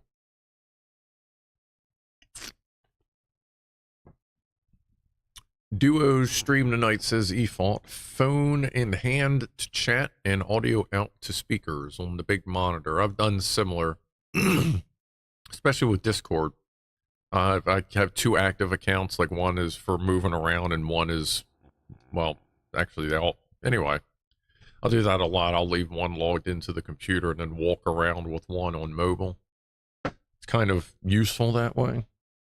The only inconvenient thing is only one of them has nitro, because I ain't paying for nitro for both of them. Sorry, who's going through a second puberty? Like, that needs to go through another puberty to fix itself. My desk is 2x4s with particle board on top, with a big glass oven door panel where I have the keyboard. Hey, you know what? It's not bad. Mine is a piece of beechwood plywood that was left over from when I built my workbench that used to be propped up with plastic Walmart shelves that now actually have steel legs on it, which is weird. It's so roomy and like stable now. But I figured at this point, why am I going to buy a new desk when this piece of plywood is fucking perfect? I've gotten so used to it. Like, this is my desk. It cost me like 20 bucks because it was purchased before, like it was like 10 years ago, sitting in the garage for probably 8 or 9 years. Ultimately, all I spent was like 20 bucks to put the legs on it and maybe 5 bucks for all the coating and shit on it. And like, I hope this desk never goes bad. And it can support all this shit, which is fucking amazing too.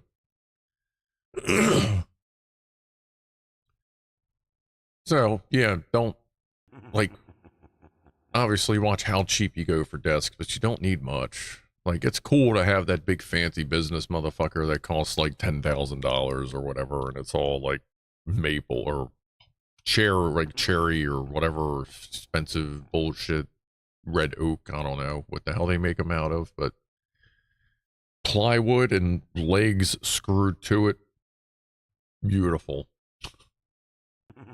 And then the thing the computers are sitting on is something I welded together, wow, almost 25 years ago to fit an exact spot in my bedroom between the shelf and the bed. And I couldn't find the right length and width and all that, so I welded a thing together, dropped some MDF in it, and that thing has been used everywhere I go. Every time I've moved, everywhere I go, it's always had a purpose, and now it has a really good purpose of holding these computers up. So, like, office furniture, 20 bucks, check. Like, do whatever works for you. Find old shit that works. Sorry, wow, I'm just fucking... Like, are we all caught up on stuff? Like, I finally got a good shot of the back of the computer. Did that. Smoked some bongs. Where'd the bong go? There it is. Okay. Did Pussies and Pianos. Talked about the 3060. Covered some overclocking. Talked about some water cooling, which I am... It is all my fucking willpower not to, like, spend, like, just to practice. It's like everything I got not to buy the Corsair, like, you know, custom water cooling kit in a box and like throwing it on one of these computers just as like a practice thing. But it's killing me. I need to find somebody at work or something that wants a nice water cooled PC and be like, we'll build it for cost, just for experience. But anyway. How's the boopable nope rope doing? She was actually out earlier, hanging out, and I was sitting in here doing something, and we were going nose to nose. Yeah, she's sitting there. She's actually, like, her head is out right there. Like, she's kind of sitting sideways, like her nose is sideways. So she's chilling.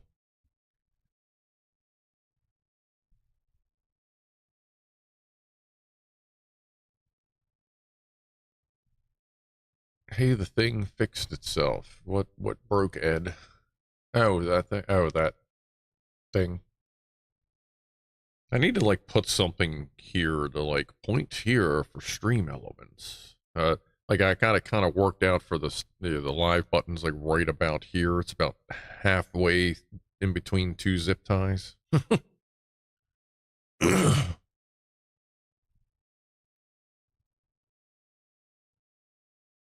I bought a sit-to-stand frame and laminated top when my former employer went 100% mobile, says TJ. They gave us a stipend for office improvements. It spent most of its life in the lowest setting. Yeah, I thought about getting one of those, but then I really started thinking about it. If I feel like when I'm home, if I feel like I need to stand up, then I'll just go do something real quick. Or if I'm at work, I can't always just, like, leave. So I would kind of stand up a lot and kind of lean against, there was like a cabinet behind me. I kind of put my keyboard up there and do things sometimes, like keyboard and mouse. But at home, I find if I need to stand up, then I should just go do something. Go get up, go drink some water, go pet the cats, something like that. But at work, I find it would have been more useful. Myself, Paul Norton, gotta go put the clocks 1 hour, fix the clocks, and then off to bed. Good night. Catch everyone next week. Take care. Take care of yourself there, Paul Norman.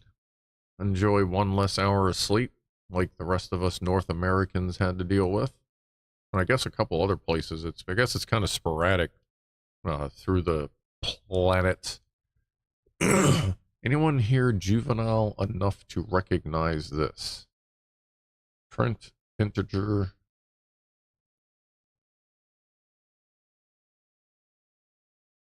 It looks like basic. Kinda. There, James Randall.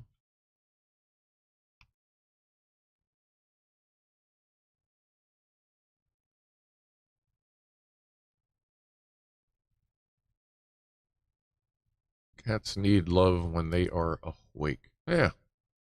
They always want every time I'm moving around, like there's always, that's one thing when you got 4 cats and they all want to like hang out with you, like they literally take turns, like you'll kind of see them get in line sort of. And if Lee, the gray one, if you're taking too long, she will walk up occasionally and what I call bulldozer mode and just shove right through or even smack another cat out of the way just so she can like flump down on me. And I do say flump because that's really an accurate word of what she does when she just goes flump. 420 somewhere. Hey, we got the bong. Might as well. Is this still? Oh yeah, we still got a burn in this. It's 420 somewhere. Oh. Here's another toast involving the bridge. Yeah, for those that are still here. This one will go out to the port workers because I actually talk to and like kind of buddies with a lot of them. Like I actually am regularly, not regularly so much anymore, but like I was down the ports like 2 weeks ago, down the Baltimore ports, and the guy that runs the whole thing like is that guy. I was about to say that, you know, is that guy, and then directly under him is the dude I talk to that runs the whole thing. And like, yeah, I talked to a bunch of the mechanics down there, some of the operators, like they're all screwed right now, unless I guess the union can help them out, and then there's going to be federal funding. But, well, you know, out to the port workers and the drivers down there and everything, you know, I'm not big on unions, but I'm also not big on seeing people get hungry. Yeah, you know what I mean? So cheers to you guys, and hopefully we'll get this shit sorted out. And if you're down there and you're watching this, I'm going to probably try to get down there next week if they'll let me in. I got to talk to Tommy to see if people are actually able to get in and out. But anyway, cheers to y'all. And of course to the families and everyone else affected by it. Cheers.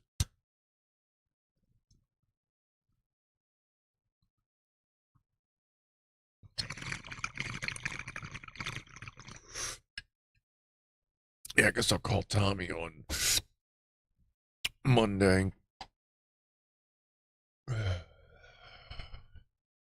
It's like he's the main dude down. He's the main, you know, us guy, you know, heister guy down there at the ports.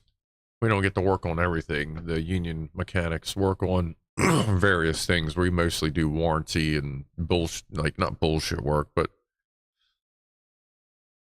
I should say bullshit work because a lot of the warranty is bullshit because it's fucking Cummins junk ass engines and all the shit we gotta deal with them.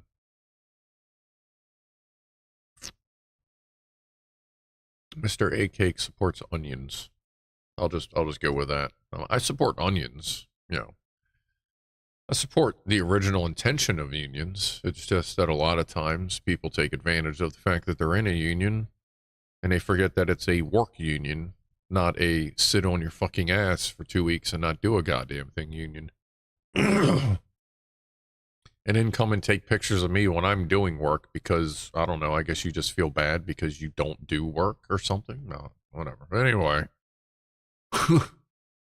James Randolph, my uncle worked for Heister. He had sockets you could put your fist inside. Absolutely, I got there right about, let's see, where am I at in the house?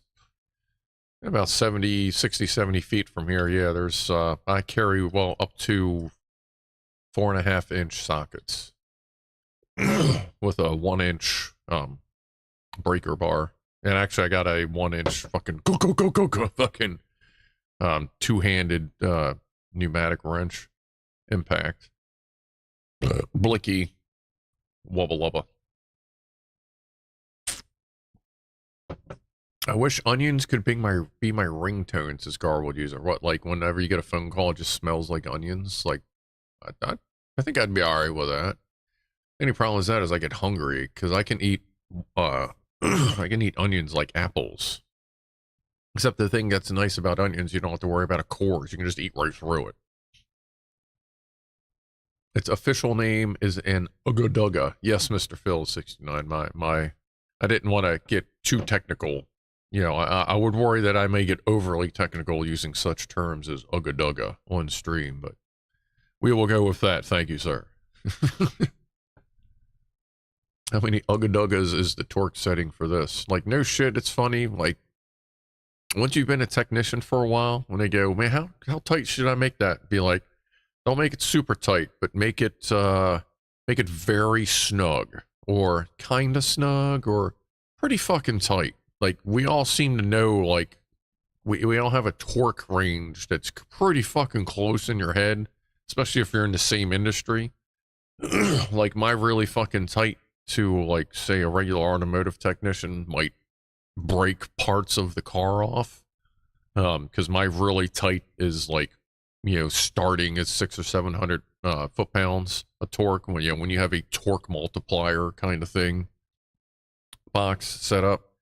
But those in the same industry, it's surprising how you can use, like, derpy terms and they know exactly what, like, range of torque you mean. Yeah, because there is a difference between pretty fucking tight and pretty fucking tight. You know what I mean? Like, even that inflection, you know, that second one drops about 10 foot-pounds of torque off of it. And it's funny that that's pretty true. And then you got, yeah, how does that just go until you just can't anymore? Just wait until your wrench breaks and then go buy a new one. Yeah, that's when you get into the ridiculous stuff. But there are some things, especially like on reach stackers. God, I think one of the torque ratings is like 1,300 foot-pounds. We got a guy or two that carry torque multiplier boxes for that shit. Torque moderately, then retorque after a heat cycle. That's like putting on headers. So that's headers, that's wheel studs. Pretty much anything you can reach in an engine. Except that's not necessarily an RTV valve cover, because then you can actually break the RTV seal. Or like push it, make it, you know, unstick. Garwood user, I fix a lot of microscopes, so my references may be a little different. Yeah. If you told me to be just a little snug with it, everything would be broken.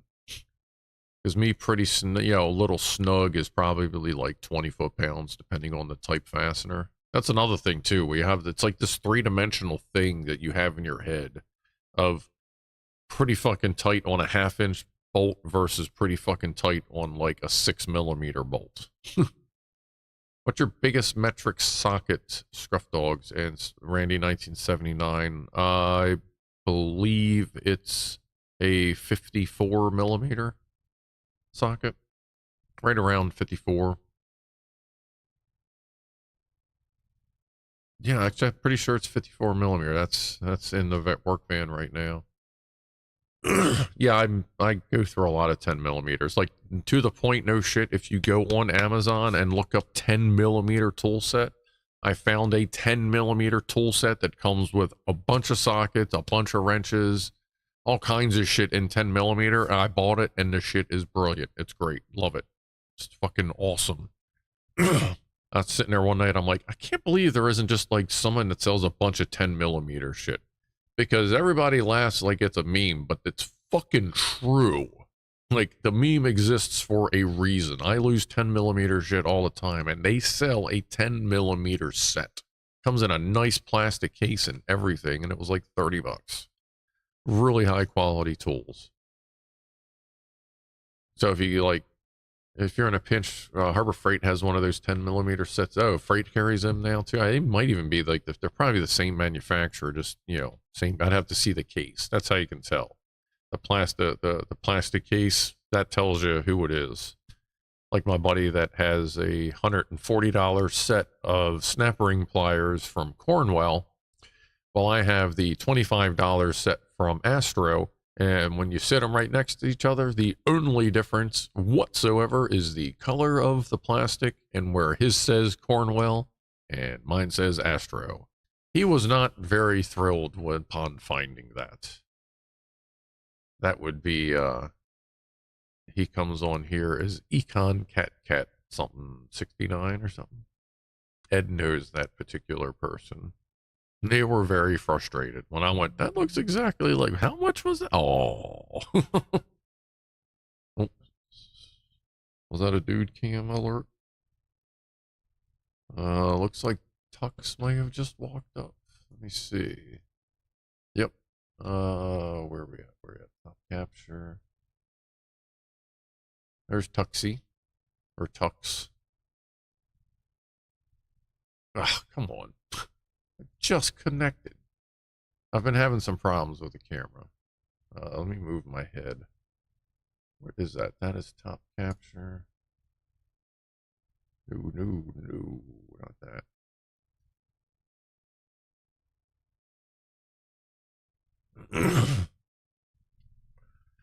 That's who has been hanging out with Dude occasionally as well.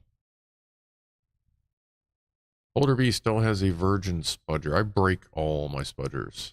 Link. Let me see if I can find that while Tux is having a bite. Let's see. Orders 10 millimeter. Broom. Brazen. Ordered December 2022. Where is the clicky link? Share. Copy link. Link copied. Thank you. Over here, this window. All right, that 10 millimeter set, I don't know. I didn't actually check to see if it still exists. But there's the link to it. Oh, whoa, that's up to 45 bucks now. Damn. But yeah, I got the master set. But it's really nice. Like, they're great tools. Like, I leave them in the, some of them are in the case and some of them are just bouncing around in my toolbox. But I would buy them again. Like, the next time I realize I'm running low, like I'm getting kind of low on my 13s, you know what I mean? I'm going to see if they have a fucking half-inch set, which I'm sure they probably do somewhere, or a 13 millimeter set, and just get that. Works really good, and like I beat the shit out of them, man. I work on forklifts. You're not really gentle with that. So I do recommend those. They're pretty nice. Bought a 3/4 drive socket set from an ex-diesel mechanic, says Lem Eco. It's a Williams set with a couple other extensions packed in. The box and everything weighs like 70 pounds. Yeah. I got a bunch of 3/4 drive stuff. Nothing is light when it comes to 3/4 inch drive. But yeah, the older the set in Williams is pretty good. You know, the older it is, the better quality it's going to be, like pretty much hands down.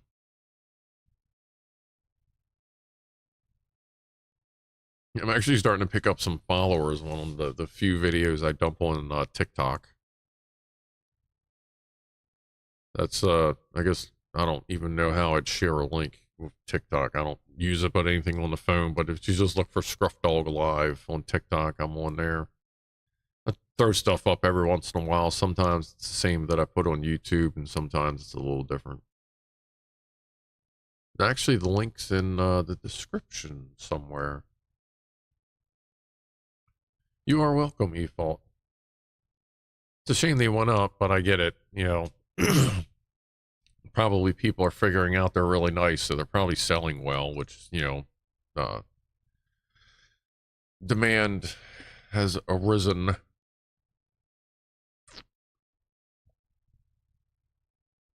Even a ratchet wrench is pretty sturdy. Like, I've abused that a little bit. Like, you should never use a ratcheting wrench, like, you know, the little ratcheties. You should never use them for, like, final torque. But I do. And sometimes you really shouldn't, you know, monkey fuck them. That's what I call them. When you take the one wrench and you take the loop on the other wrench and you stick it in there, and you can actually lock them together and get a longer wrench. I've done that with ratcheting wrenches, which is really not supposed to do that because you can break the ratcheting mechanism. But I've done that with the brazen here, and it's been like, yeah, whatever. Still smooth, doesn't lock up, doesn't do that thing where you're like click, click, click, and then it flips reverse, and you know, hopefully you realize it flipped reverse.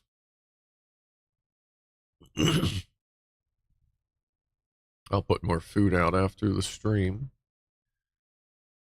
Oh, it's just about after this, I guess we'll go ahead and do another VertoThermoWhoofle.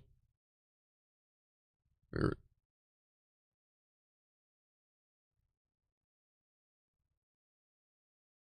Celtic engine just turned 50.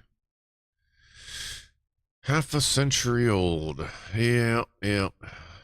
Congratulations on that. I'm 46, feeling 64. Next year will also be accurate. Well, a couple months. Rifle Man, they sell ratchet repair kits because everyone abuses ratchets. Yeah, everyone does abuse ratchets. But that's why, generally speaking, ratchets aren't horribly expensive, because they know you're going to buy another one no matter what, kind of thing. I just picked up a Gear Wrench 92 3/8 drive. Like, it was the same one that Project Farm recommended a couple months ago. That's a really smooth fucking drive on that, and that's got pretty good torque in it. That's very smooth.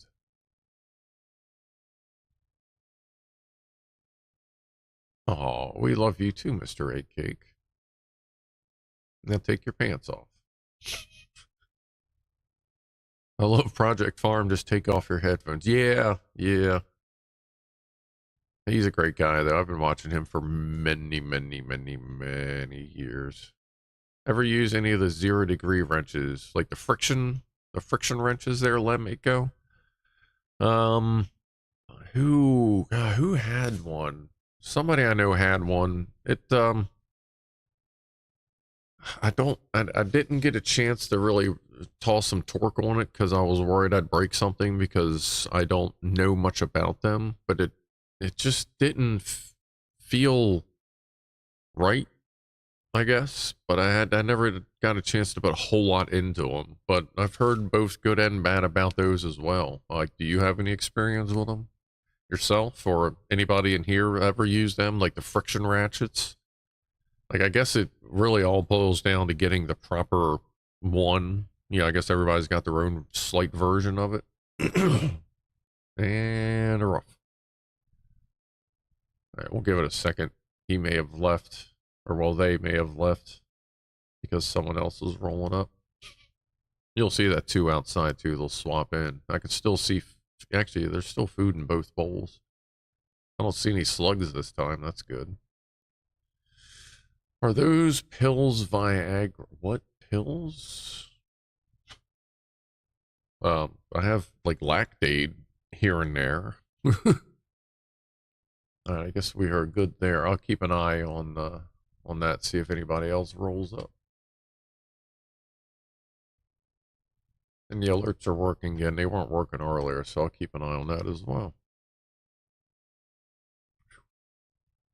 Ever used 2 bars of metal to clamp and unscrew a nut? I have not. Done all kinds of... weird things to do those, but not like that. Although I suppose that would work. Mr. Phil 9689. I've used those friction ratchets. Not a huge fan sometimes. I have too much back drag when they should not have any back drag. Okay.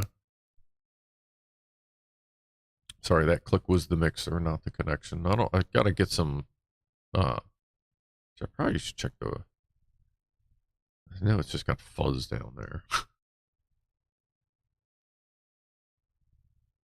Friction ratchets have too much back drag, says Rifleman. So no, in my automotive work, they are not used. Paul T, neighborhood cat. Yes, that is one of 4 neighborhood cats to come hang out. There's the dude and Mr. Tabinator, which they'll actually, that's why there's 2 bowls out there, because that way they can both eat at the same time, because they would kind of push each other around. So those 2 hang out a bunch, but then last night I saw Tux, who you just saw hanging out kind of near the dude, so I don't know if they're kind of getting used to each other. And then there's Gray Buddy, the 4th one, who every time he sees me, he's like, burr, burr, burr, burr, and he like comes running over and he figure eights and we hang out. And if I'm out in my garage, he'll run around in the ceiling for a while and shit like that. But I don't see him too much because his territory's out back. Looks like pills on the outdoor play. Oh, right. No, those are nuggies. That's one of the way I have that set up. The backdrop is a folding chair. Oh, I'm going to get a piece of, I'm probably going to buy a big Tupperware thing and cut the sides out. Because that's a really good spot for the wind and the rain, the way the house is shaped. But I want a little more cover for it. And I'll probably do like a Tupperware thing to give it more cover for them. Down Under? Who's from down under?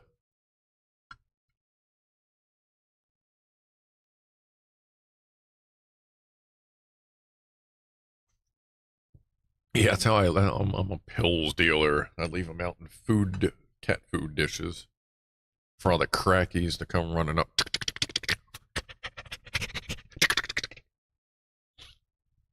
All the crack-a-lackas.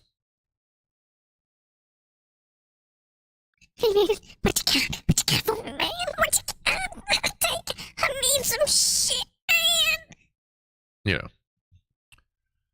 You said his territory was out back. Okay, well, no, he's not walking that far there, Jeff. Figurating for drugs, yes. Yes, kitty. Yes, figure eight some more. Have some cat crack. My cats are finally starting to get back into catnip a little bit. I bought some. And then they don't really do much. They just kind of roll around and just lay there stoned like I do. I was like, well, I guess you learned from a fucking pro. That's cool. Oh, kitty cats. So yeah, I have my 4 cats inside and I help take care of 4 outside cats. And if me and dude get pretty chill with each other out there, like a little bit more than we are now, because he doesn't mind existing within about 4 feet of me. And like I'll stand on the porch on one side of it and have a puff, and he'll go on the other side and eat and have a drink where the water bowl I have out there. And then sometimes he'll just sit on the porch like nearby, chilling when he's done before he rolls off. But if I try to like reach towards him, he doesn't run off, but he kind of like backs up and is like, whoa. I'm like, gotcha. And then I know not to try it for, well, I actually haven't tried that for quite some time. I'm just waiting for it to get warmer out, and I'm going to get one of those like really like sitting low beach chairs and then just kind of sit out on the front porch, like grab a book, take my Chromebook out or whatever when it's decent out, and just sit out there with like, food in a bowl nearby and see if he'll, since I'll be sitting lower and not standing or squatting on the porch, I'll be lower to the ground to him. Because it seems the lower I get, the closer he'll come. So now I know I get it. I'm fucking 206 yesterday. So what's that, 96 kilograms? 6 foot well, 6'1.5", 6'2". Well, no, about 6'1.5". Actually, no, 6'1", 6'1.5". As my neck is deteriorating, I'm losing height. Do I not have a porch sofa? Asked 404. No, I have a very small front porch. It's 6 feet by 4 feet with a railing bolted to it, which kind of cuts it down to like 5.5 by 3 and 10 or something. Though eventually at some point I will probably put a porch-like thing out there. How many stones are I, though? What am I, like 17 stones? 14 stones? It's one of those.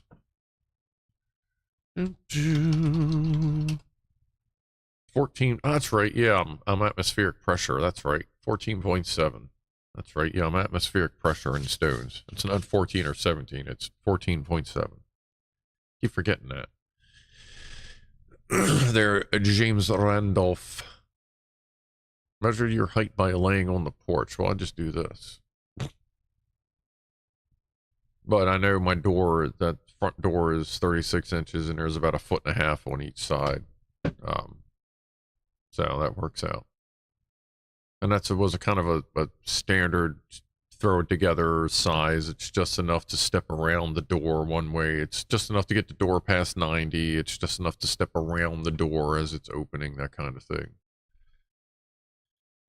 Yes, you are as tall as your span. If you fucking, what the hell are they, if you go ragdoll, like, if you're an NPC that has no commands and you're on screen and you do like the T ragdoll thing, yeah, you're as tall as you are wide.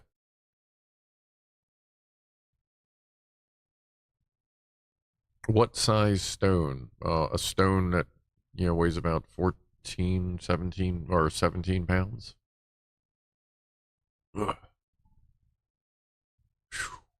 Chipmunk, I hated stones as a measurement. Ugh. Just like me learning metric. Except, once you finally get into it, you're like, oh, this really does make more sense. Yeah.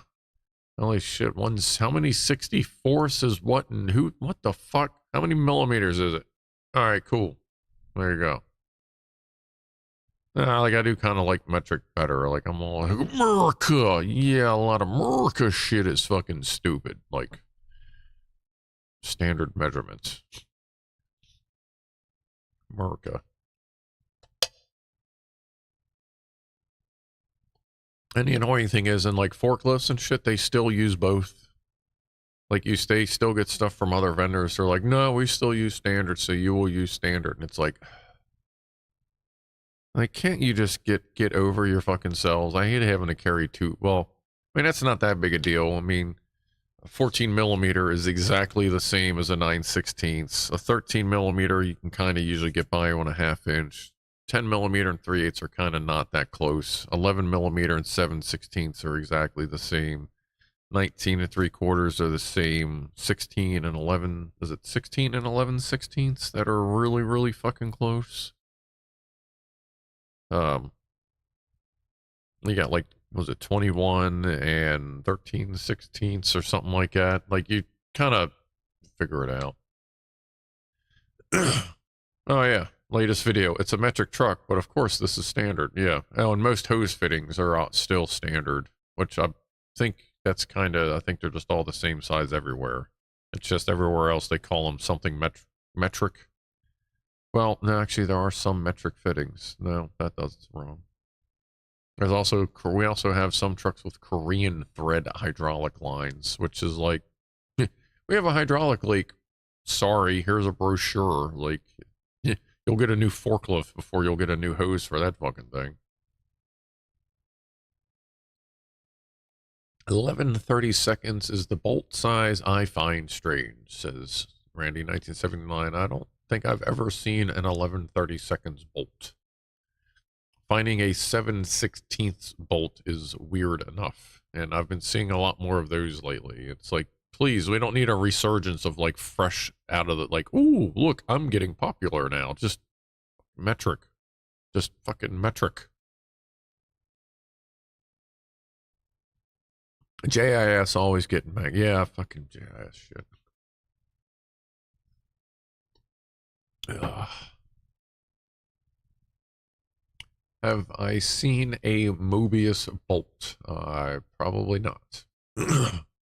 Japan uses British, what is that? Is that British standard? BSP?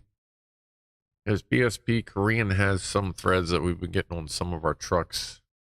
It's like enough so that some of the local houses have finally started carrying them for us. 1130 seconds is a common size on a GM starter solenoid old terminal style. Like, you mean like the socket size or the thread size? I mean, I could see that as being a socket size on various things, but not a thread size. They're RAM 50 V8. And you're right. I saw earlier, you said, like, I think you said you hadn't been here in a minute. 16 millimeters and 5/8. Okay, yeah. Sockets. Okay, yeah. Socket. Yeah, okay, yeah. Yeah, GM's good. All their interior shit is pretty much all 7 millimeter and Phillips, number 2 Phillips. A little bit of number 3 stuff in there, some 8 millimeter stuff. And then you get into 10. And GM is mostly 7, 8, 10, 13, 15, 17, 18, 19, 21, 22 stuff. Then you get like Hondas 10, 12, 14, 17, 19, 8 millimeter stuff. You start to catalog, like that way you know what to take with you.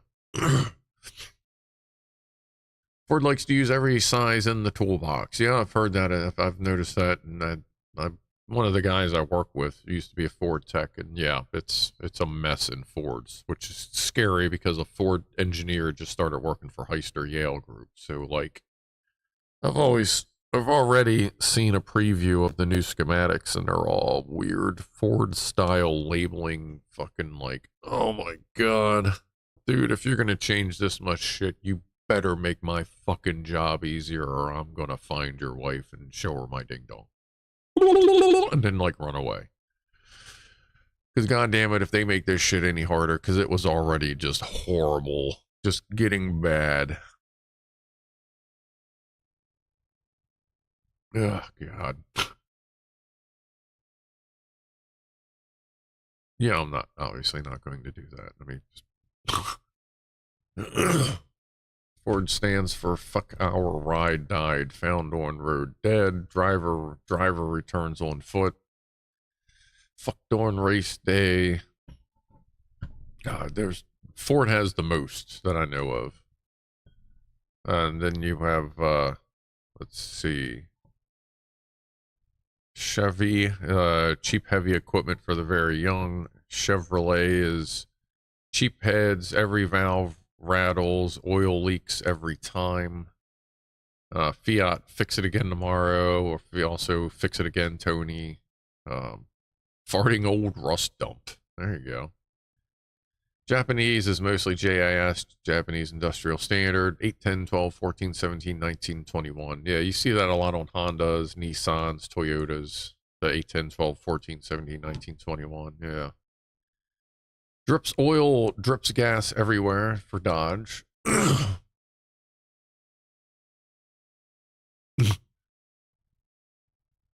Lemgo says, which is true because I own a Dodge. Oh, there you go. Yeah, we're not touching that one Ram 50. Sob still ain't a Beamer. Yeah, I've heard that one before. Jeep, just enough essential parts. I've heard that. That's a good one. Fiat found in a toilet. Failed Italian attempt at transportation. Yeah, I've heard that. A couple of those.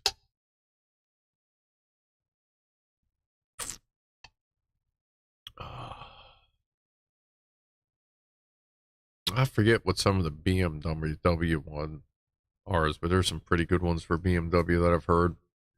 One of my bosses drives a BMW, so he gets rattled. Well, not rattled. He's like some of that shit thrown at him every once in a while. Yeah, that's right. Big money waster. Yeah, break my windows. That's another one.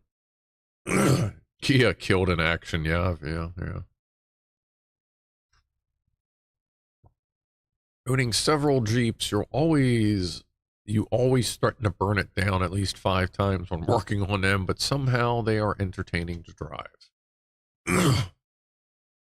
Says Lem, yeah, they can be definitely entertaining, especially when like you're driving and you hit that special spot where you're just like, fuck, was that 45 miles an hour again? Jesus Christ. Yeah, God, they get some of the old ones, they get really bad front end shake without a stabilizer on there. The death wobble is insane. My old pickup truck would get death wobble on it, but then I put an aftermarket stabilizer on it, and after that it was fine. Like even after I replaced the gearbox, because it was just worn out anyway. Well, pretty much from the gearbox out. I did the whole thing, and then I drove it to Pep Boys. Like, and I was like, I told the guy, I'm like, look, man, take your time, but make sure you got a lot of time, because this thing is, I've counted threads, but driving here, obviously there are differences, so it's going to be way out of whack, and it was pretty bad. But he got it sorted out. So I gave him some free, God, that was 10 years ago. I gave him a bunch of fucking shocker stickers to put on their toolboxes. If you go there today, I think there's 2 guys that still have the stickers that still work there. Fix a repair daily. There's another Ford one.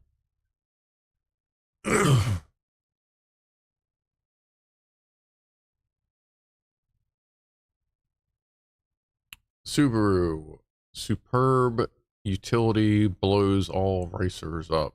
Well, they kind of blow up a lot too. Where's Subsonic Subaru? He's going through the trials and tribulations of getting his Subi to run again. That's a problem. Like, here's another guy at work, someone else even other than him, that was driving around about a month ago, and all of a sudden his coolant just went, and there was a little bit of hint of smoke coming out. So it's been parked in this one parking lot. They just kind of moves it every couple days. He'll like run up and get lunch, come back, move it around, because that needs head gaskets. I mean, the things run great, and then all of a sudden they don't. That's kind of the biggest problem I've seen with Subis. Like, I'd love to have like a 99, 98, 99 WRX STI, all-wheel drive, 2.5 turbo. Get some shit done to that thing. I knew someone that had one. He had the special edition autocross version, or whatever that was. Do Americans call Subarus Scoobies? Some of them do. Subies, Scoobies, Subarus. Apparently Subaru Foresters are lesbian cars. And like, I'm not saying that like in a negative fashion, as I know my audience. But like, I thought it was, I'm like, what? And they're like, oh yeah, that's what lesbians love to drive. I'm like, really? Like, apparently that's a thing. Vera says it's a thing. Is that like a worldwide thing, or is that just a thing? Like, is there just something about a Forester? Foresters replaced the Brat. That sounds about right, yeah. Scooby-Doo drives a Subaru. Scooby-Doo and the Scooby-Doo. Never heard Scooby in Canada, but my mom called me a lesbian for buying an Outback. A straight male. I guess Subaru hatchbacks have a thing, a stigma. I mean, yeah, like, it's not a bad thing. Like, that's fine. I just thought that's interesting that a particular model like that. I mean, I guess it kind of makes sense, as most jacked up trucks are considered to be white men with small penises, like the kind of stereotype thing or something.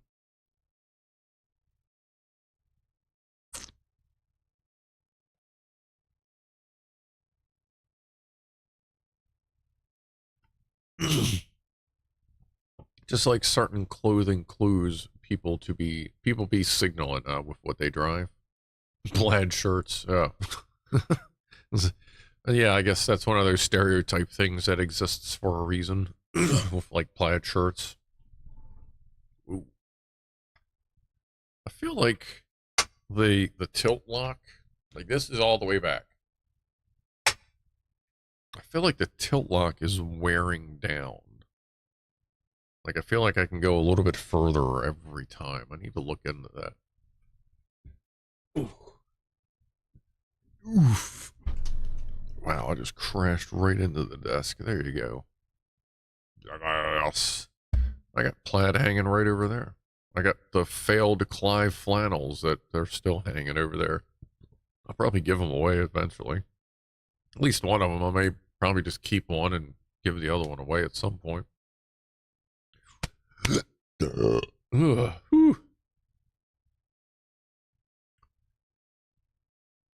It is almost 9 o'clock. Default says you gotta blow vape clouds out of the window in a Subaru. Yeah, I knew. That's another thing that kind of seems to be fairly prevalent. Meant girls in plaid, but I guess guys it's a signal too. But I mean, most guys just kind of wear plaid. But yeah, I know what you're saying there, Vera. Coming up to 1 a.m. in the UK. Almost time to toss that hour. That means I'm keeping y'all up really late. All you biscuit heads.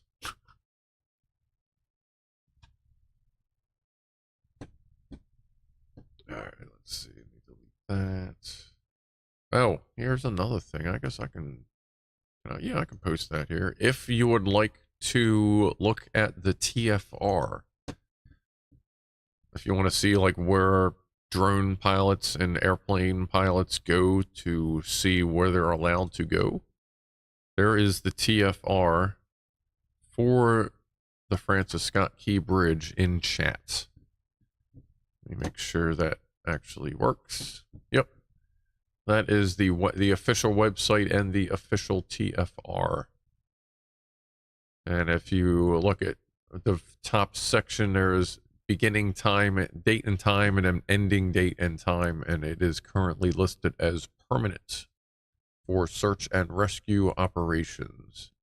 But that's where you go. Like right now, if I were to open up my drone, there would be a big red circle right where the bridge, well, is, and it would not let me fly there. I figured I'd share that as well.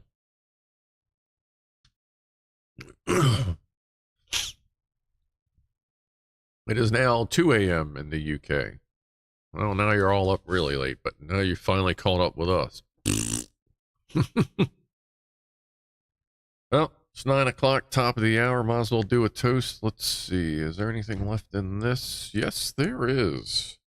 So we'll do cheers to everyone in the UK that just literally lost an hour of sleep or an hour of awakeness. Because if you're still awake, then you only lost an hour of awakeness. So cheers to everyone in the world that just finally caught up to us idiots. And cheers to hopefully one day getting rid of this dumb shit. And just everyone just one time.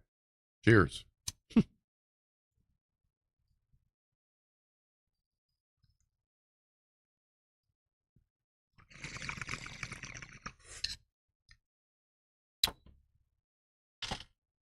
God, that's really cold. And that's weird. God, if I had that sitting on like a little chiller plate, like a little thermal chippy. Where'd that come from? Cheers to biscuit time. Why don't I see that? Is that broke, or did my chat just die? Oh no, my chat died. There we go. Cheers to biscuit time. That's all the biscuits have called up, Chippy. Thank you for the 2 pounds. Pound it. Yeah, Punk Convention says everyone should use UCT. I look at it this way. Does it really matter what the number is? Like, I'd be fine getting up and going to work at, let's see, if it was 6 o'clock here, or I'm sorry, if it were 5 o'clock here and my alarm were going off, if that meant it were actually midnight because I was going off of UTC, let's say, Zulu time, as it were. Like, if that meant I worked from 1 a.m. to 10 a.m., as opposed to 5 a.m. to like 3 p.m. or whatever, or 6 a.m. or whatever, whatever it is, I don't give a shit what the number is. Why don't we all just have the same time? I don't care if I'm eating dinner at 11 p.m. as long as I ate breakfast at 12 p.m. You know what I mean? Like, I don't understand it. It's just a fucking number. Just use the same numbers. It's so dumb. Sorry. Fuck, I just don't understand that. You don't have to eat breakfast at 6 a.m. You can eat it at 6 p.m. too. It's just a fucking number. United Train Copulation. There we go. That's great, Jeff. Ooh, sorry. There, Zane found the button. 5 months. Thank you. Always appreciate it. Epoch time. Second since January 1st, 1970. Yeah, really, I'd be fucking great if we could go over to Epoch time there, eFault.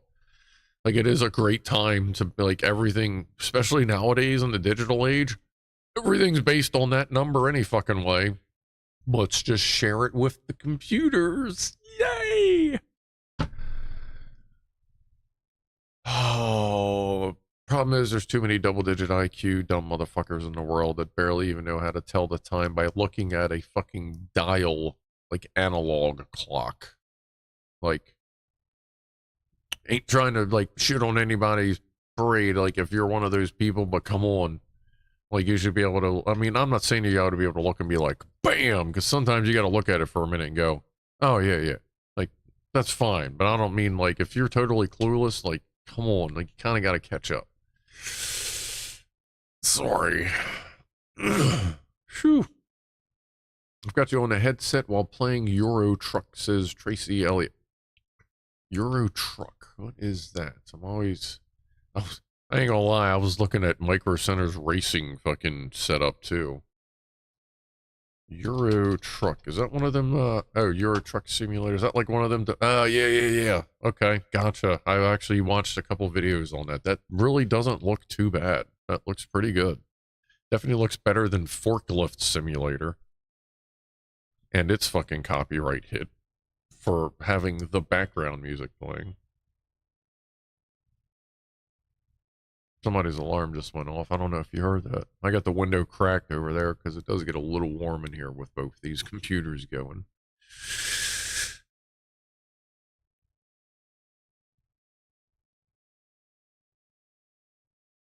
Wait a minute. Am I missing something here? Numbers. Marcus. Let's see. Soinen. Soinen. I work rotating shifts. People complaining about 1 hour is comic. Absolutely. I totally agree there. Up down's touchpad. Become one with the computer, says he thought. The singularity. Yes, digitize my ding dong. Jean Robert says, can't play Euro Truck. My wheel is in storage. Mine. Where is mine? I think it's in my foyer cabinet. I have the Xbox 360 with force feedback. Like, I actually have the plug to plug it in to enable force feedback, and that's compatible with a lot of games. I don't necessarily know if it is with that, but I'd be willing to give that a shot. But I haven't actually fully priced out the setup at Micro Center. I just saw something on Jay's 2 Cents YouTube channel about it from, I think it was earlier this year. But I was looking at that like, man, couple of years. I don't know what the hell I'm building, but I ain't fucking around. I'm saving up now. A little bit of money every fucking paycheck. All of it. Like, I don't even see it. It just comes right out of the paycheck. Goes to the fucking computer bank account. The toy. It's basically my old toy / crypto whatever savings account. Now it's permanently assigned to saving up for a computer in a couple years.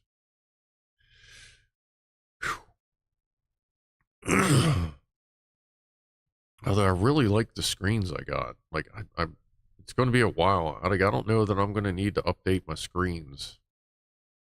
Maybe. I don't know. Because, like, that's 4K 144. That's fine. Like, I ain't seeing, like, we have 240. We have 300.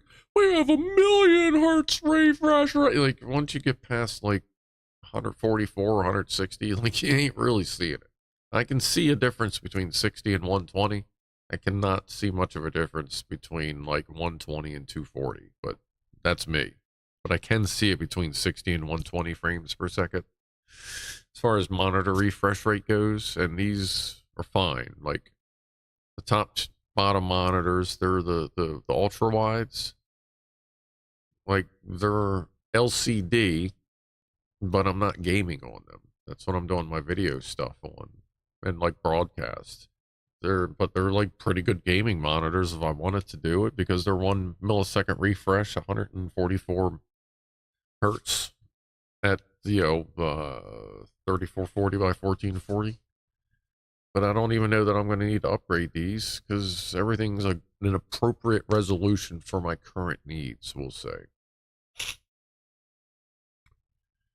But I mean, I don't also, I don't want, whatever I build in 2 years is going to be absolutely ridiculous, I hope. Assuming life continues to go well for me, like now that I've finally gotten to a point in my life where I can go, wow, I actually fucking made this. Like, this is fucking ridiculous. Like, let's be honest. But it's like one of those life goals that I reached, and now this is like the beta version of it. So in a couple of years, hopefully life is still going well. Hopefully I'm still walking. And hopefully I'm still on here, and we're going to go fucking crazy together. And if at any point between then and now I get a chance to install water cooling on someone's computer or build someone a computer, then we'll figure out a way to make it go live. Because I forgot that it doesn't take that long to put the shit together. Running water cooling could take a little bit longer, depending if you're using hard or soft tubing. But either way, when I get that opportunity, if it comes, or if I decide to upgrade one of these two, then I will, I'll bring everyone along.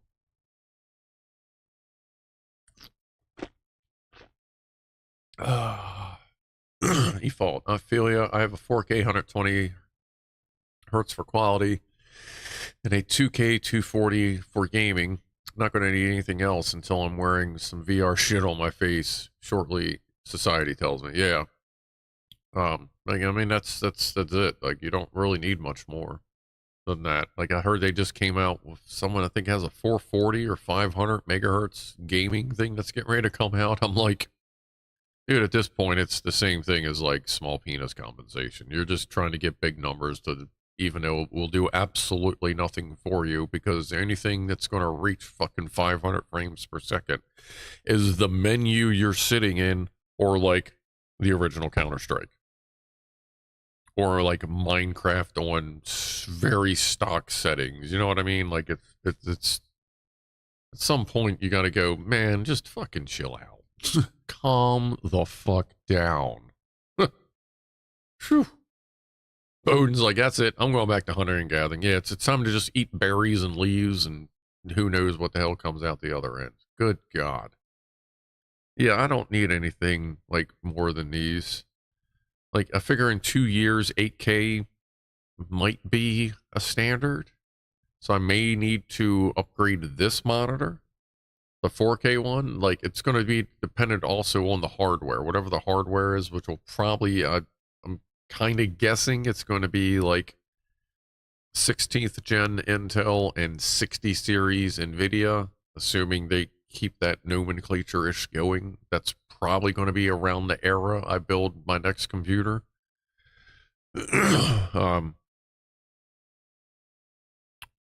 But, like, if the 60 series is capable of 8K, at 120 frames, then I may need to upgrade the gaming monitor, but that's all I would need to upgrade. Everything else would be fine.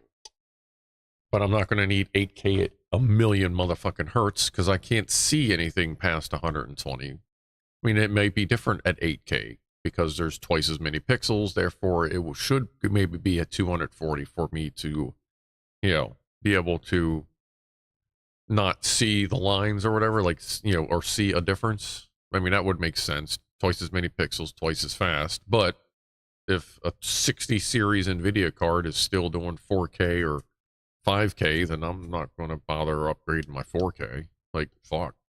Like right now, I'm only running it at 1440 because of my 3070. I like to keep the frames a little bit higher, like above 60 for the most part, for most games. And so I just run it at 1440 because it's just a lot easier for a 3070 to do. Man, I am just going off. And is there anybody still here besides like you five? Oh, wow, there's still a bunch of people here. Wow, thanks, everybody. Appreciate you hanging out. E-fault is high as shit. I'm working on it. You know what? Is anybody outside? Do I got anything you can look at right now? I'm gonna go get some edibles. I wouldn't mind getting fucking wrecked tonight. And right now would be a good time to start.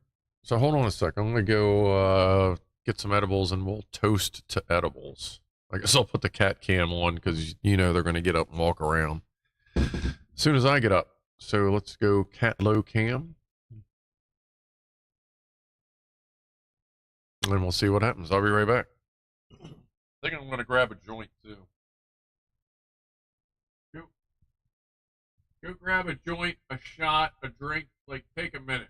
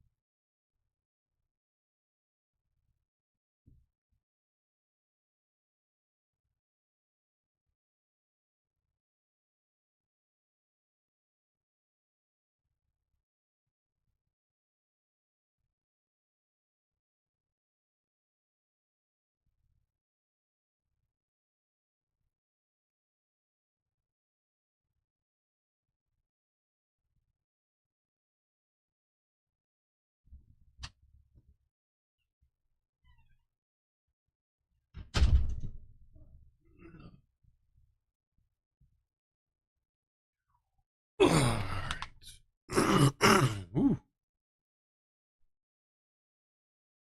All right. Euro trucks. I may actually have to look into that. That looks pretty fucking good. How much is that? Steam. 10 out of 10 on Steam. PC Gamer 85%. Media Critics 79. Whatever. That's pretty good. Steam. If it's 10 out of 10 on Steam, it's got to be fucking good. How much is that? Like every time I click the buy button, it's just another link. Like 20 bucks, 25 bucks. That's not bad. Maybe we'll do something with that on the channel. Then we can get with, who was that? That was someone kind of new. Scroll.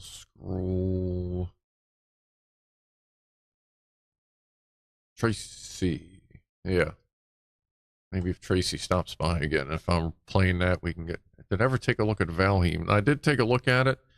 I'm going to take another look at it because it's another one that didn't quite lock in, but I almost feel like it could lock in. So I do want to take another look at that. But yeah, that's on...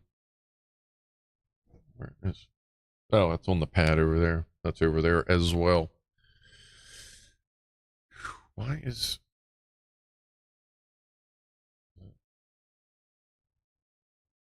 That's itchy. Two mortal enemies just hanging out. Like all they do is try to just beat each other's ass. Need to get plush copies of your cats. You know, I looked and I can't, like, Printify doesn't have any plushy cats, or else I would, like, offer plushy kitty cats. Especially if you could, like, do your own color patterns on them. Like, I would absolutely have plushies of the kitties, including the outdoor cats. They'd be, like, special edition. You know, some bullshit like that. Does the mic... I feel like the mic needs to come a little closer. And Tiny Mama is going to try and get in my bedroom. Good for her. All right. Well, so we have anything incriminating on here? Nope. We have high dose. In-house watermelon gummies, 40 milligrams of THC, the good stuff. Per chewy.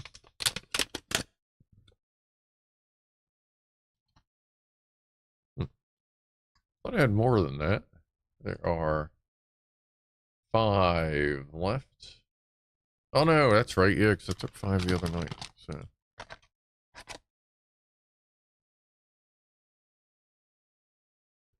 So hopefully I'll be doing all right here pretty soon. I needed a snack anyway. Hey, wait a minute. Let me see how much sugar's in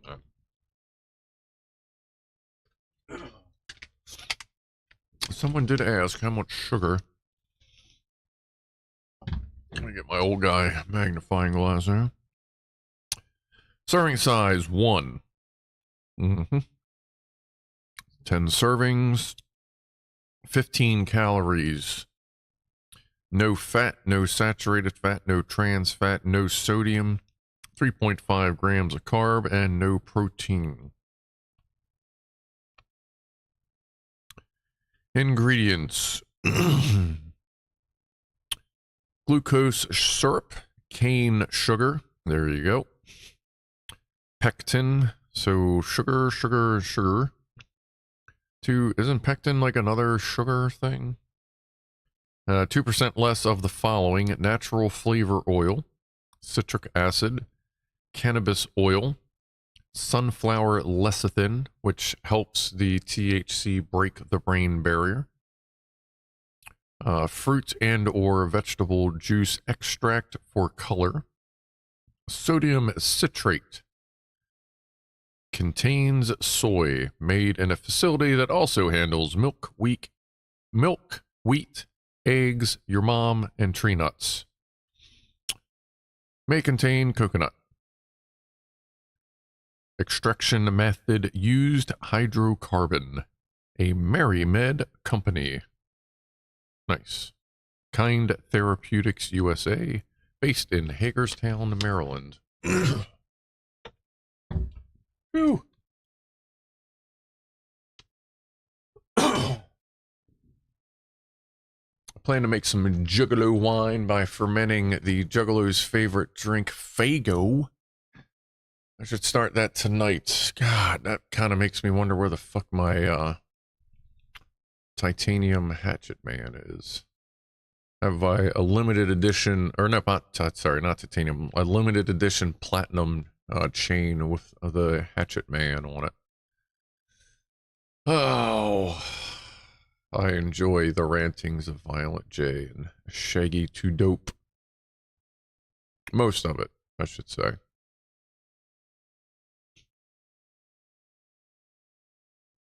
Your mom's nuts, he thought. Possibly. It does seem to include some nuts. So it could be your mom's nuts. If you want, I can have that discussion with her later tonight. See what's up and get back to you. I guess let me know. I mean, if you want to talk to her about it too. Yeah, it's you know, however you want to verify that.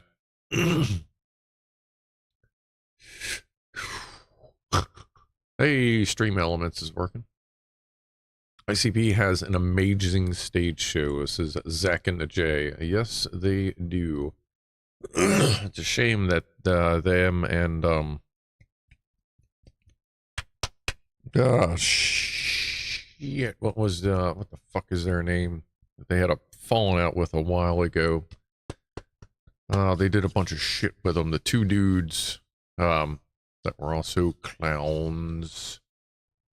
Oh, I don't know. One of you juggalos will know who I'm talking about. Twisted. There it is. As soon as I saw that T came up, I went, duh, Twisted. There you go. It's a shame they had a falling out and all that shit that fucking went down. I enjoyed the Twisteds, especially all their earlier music before everything went to hell. But yeah, it's a shame all that went down and then everything, and yeah. Check out BigClive's printable merch page, and his Juggalo style logo is hilarious. Yeah, that was I'm not positive, but I'm pretty sure that's because I talked about that a couple years ago or something. Saw them open for Tech 9 once for free. That was, Tech 9 is good. I haven't heard much from Tech 9. Like personally, I haven't listened in on the scene in a little while. I was listening to some ICP earlier. A couple weeks ago. Chippy says, I think it was, yes, Scruff, for the ICP Juggalo Clive thing. I'm pretty sure that was something I said. Tech 9 is a crappy PDW. Don't know what PDW. What is PDW? Vera.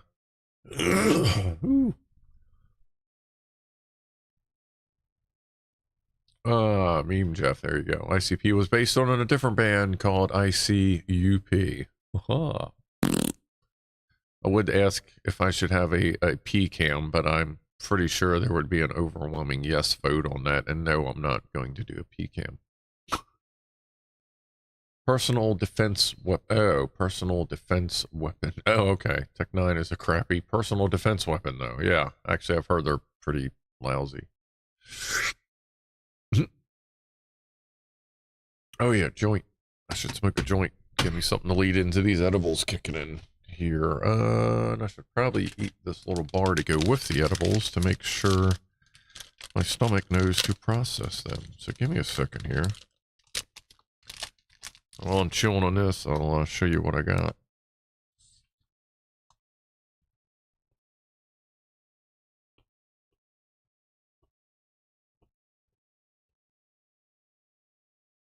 Vera, no! It's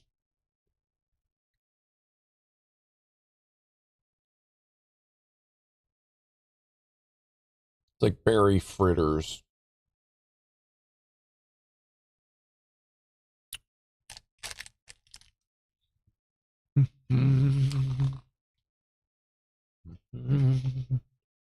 Whoop. Whoop.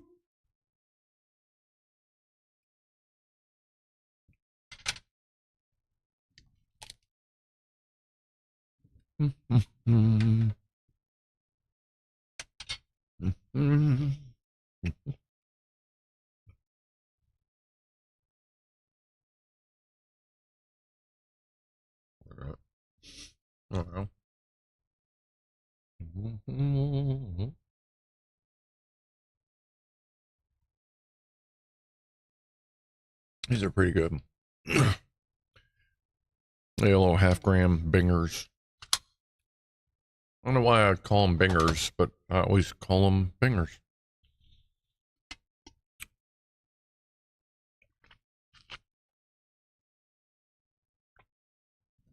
FCC ain't doing shit at my place. I got my green card. The federal government don't give a shit about marijuana. They just haven't gotten around to legalizing it. They just don't care about it. As long as they're not like, importing the shit or whatever.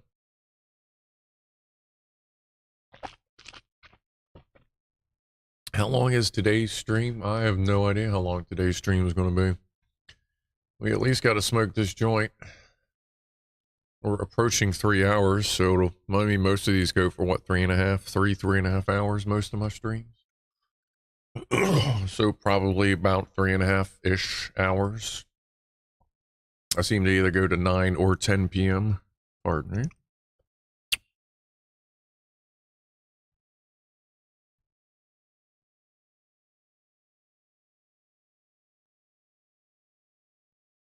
Oh, okay.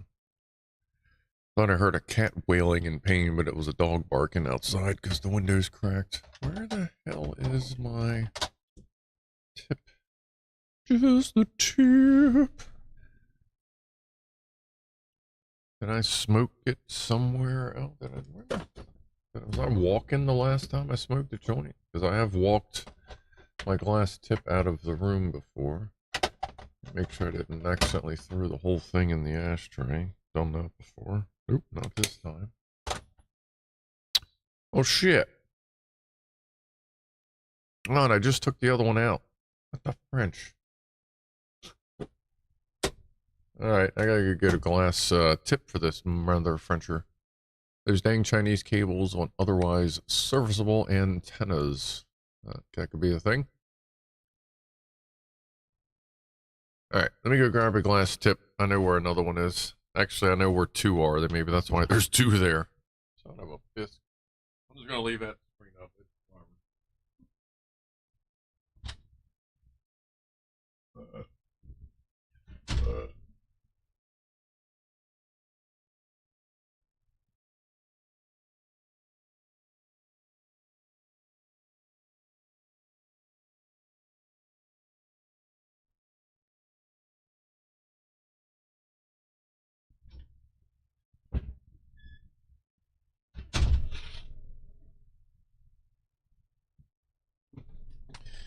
Alright, now that everything's pretty much done, it's just about time to redo the official office tour. Use the fucking gimbal I got so I'm not like with my awesome nervous system. And then finally release something to the public. I'll give it to the goofballs first. But then hopefully we'll have a public office tour here within a month or so-ish. Get some time to film it. But I'm going to smoke a joint.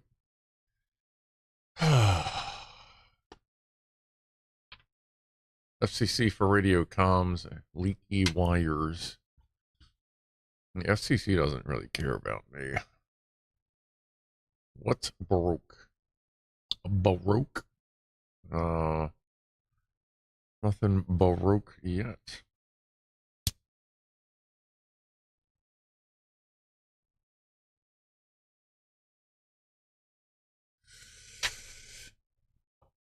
Alright.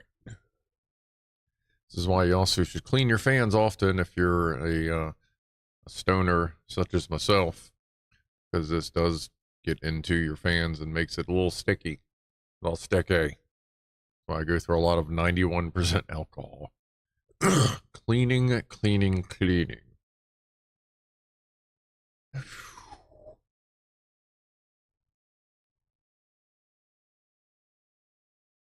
Forward user says I calibrate a lot of diathermy machines.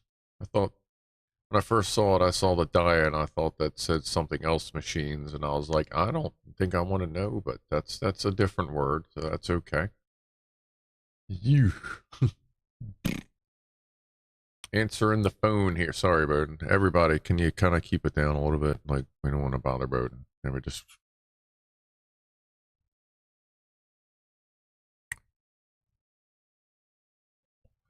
Just let us know when you're good. Oh yeah, I forgot there's no windscreen here. It's just the thing now.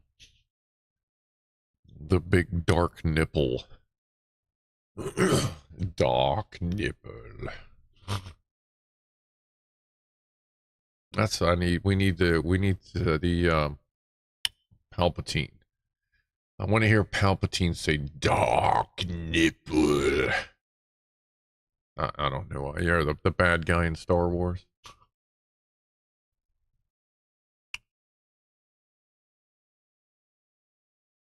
Coax loss is the reason that for my ADSB band or feed, the Raspberry Pi and SDR are up the pole and up the butt. With the antenna directly attached, the coax is just a 12-volt feed. Now that would make sense. You pick up local ADSB signals. Do you have like a bay? Like, do you have a major or like a small airport near you, Nigel? I've considered doing my own ADSB receiver because I have a Raspberry, like an extra Raspberry Pi, and I have a USB-C SDR set up. Just haven't really messed with it much lately. What's up, Sam Online? Welcome.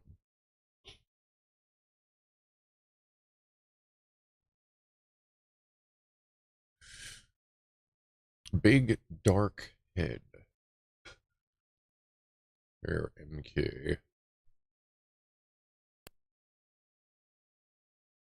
You heading out there, Deltic? Or is that what I saw? Or did somebody pull the trigger early themselves? Oh, I'll try and stay a bit. Oh yeah, if you got hang out if you want. If you gotta chill, you gotta chill. I get it. Scruff, what SDR do I have? I have no idea. It's seriously, I'm pretty sure I got it off of either Newegg or Amazon. I think it might have been Newegg. And it's just like this little dude, little thing. I'll see if I can find it for next week. Think it'll be here next week? If it is, I'll go find it. I think I know where it is downstairs. But actually, this phone was set up just to use it originally because I had no other use for it. So I was using that phone. Yeah, that is the current camera. But since then, it's been formatted and repurposed as the camera phone. But I can go. I'll figure it out. It's nothing like special. I'll tell you that. I wouldn't think it is anyway, but it was like a whole kit. With different adapters, a couple different things, some software, stuff like that. I have the RSP-1A for commercial airband. I'll have to see what I got there. Nigel, we only have a small regional airport, one 5,500-foot runway, and a bunch of singles. Yeah, we have... well, BWI by air isn't very far. I think it's by air. It's maybe 10 miles from here. Baltimore, Washington International. And then there's Martin State Airport / Northrop Grumman, whatever. What the hell is the fucking air base? It's half military, or Martin L. Glenn. It's like half military and the other half's commercial, which just makes it just really confusing how that works. But that's right up the road. They do a lot of flight training there, and they were flying the A-10 Warthogs out of there, but I don't know what's going on with that. I should probably call my cousin because he's, as I've said on here before, he's a crew chief of 2 of them. So I should probably figure out what's going on there. Do I like ska music at all? I'm booking my flight to Victoria for an annual trip to the Victoria Ska and Reggae Festival tonight. Ska's all right. I can't listen to it all day, but I'm good with listening to it for a little while, you know, grooving with it. And sometimes if it's good, it just rolls on. But not super into ska, but it does have its time and place. You know what I mean? Especially at gatherings, it's really good when you got a bunch of people together that are just trying to like groove around and shit like that.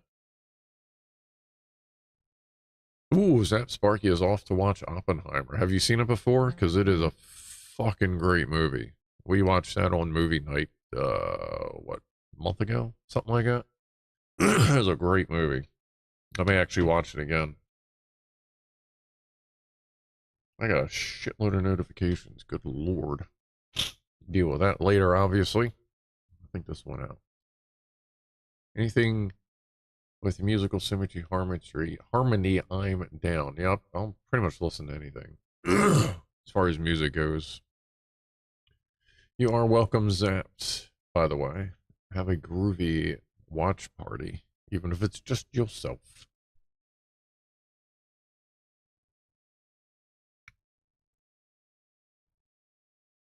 The specials were cool, and the selector.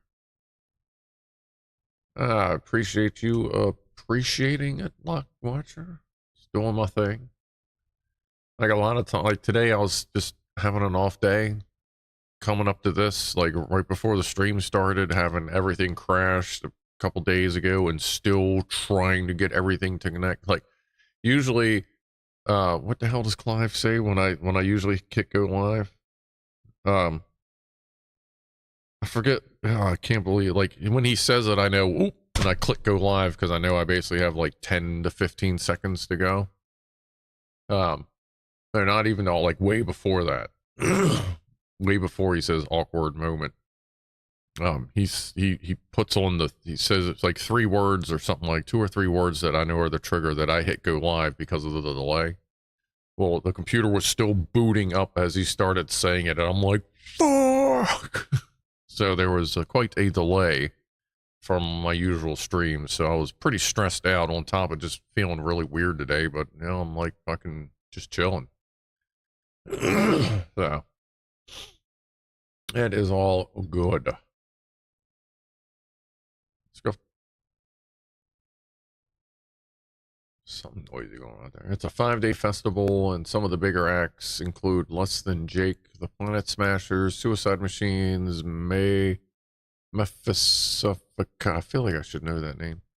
Mephistophelica, Big Word, the Slackers, and the Chris Murray combo. I feel like I've heard of Less Than Jake and the Planet Smashers, but not the others. But I'm not totally into the scene. But, you know, I do still hear it every once in a while. I haven't really gone to any big parties lately. Humans are annoying at times. I mean, y'all are cool, obviously. But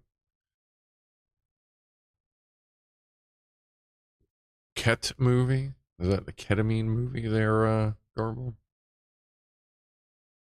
There needs to be a genre called disassociative movies. That would actually be pretty good, actually. I think I could do that. Is Vera leave? Who's leaving? Is Vera nighting? Oh, Vera's night. Good night, Vera. Appreciate you stopping by. Have a groovy evening. Finish this joint.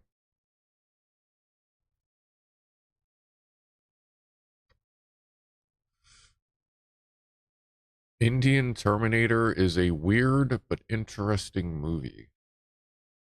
What? There was a couple movies that just went out they're like one of the only ones that have 100% on Rotten Tomatoes. They're like super like low, like B movie, like, you know, low budget movies that are apparently like super awesome.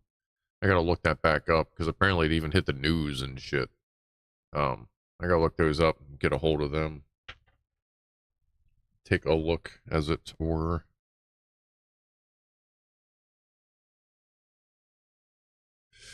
Dr. Hook and Judge Dredd.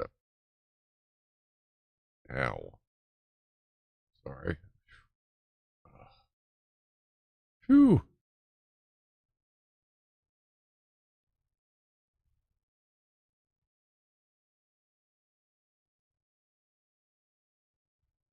Yeah, there's a lot more. I find I have a lot more online friends than I do have face-to-face friends, which is really only a kind of a couple, I guess. How's the duty? The duty. Derp. The doobie. Terps. What does this have for terps in it? Flavors, it's just weed-flavored weed. Like, I've never really noticed a big change in flavor except for, like, stuff that's super minty. This has limonene. I don't know I've ever seen that one before. Transcaryophyllene, myrcene, pinene, which I like, apinene, ahumylene, fenchel, a terpineal, linalool. Linalool is my favorite. Linalool smells like laundry detergent, but it really relaxes my neck and back. And osamine. That's order of greatest to smallest. 2.42% terps. Oop, wrong place. Right place. I think my joint went out again.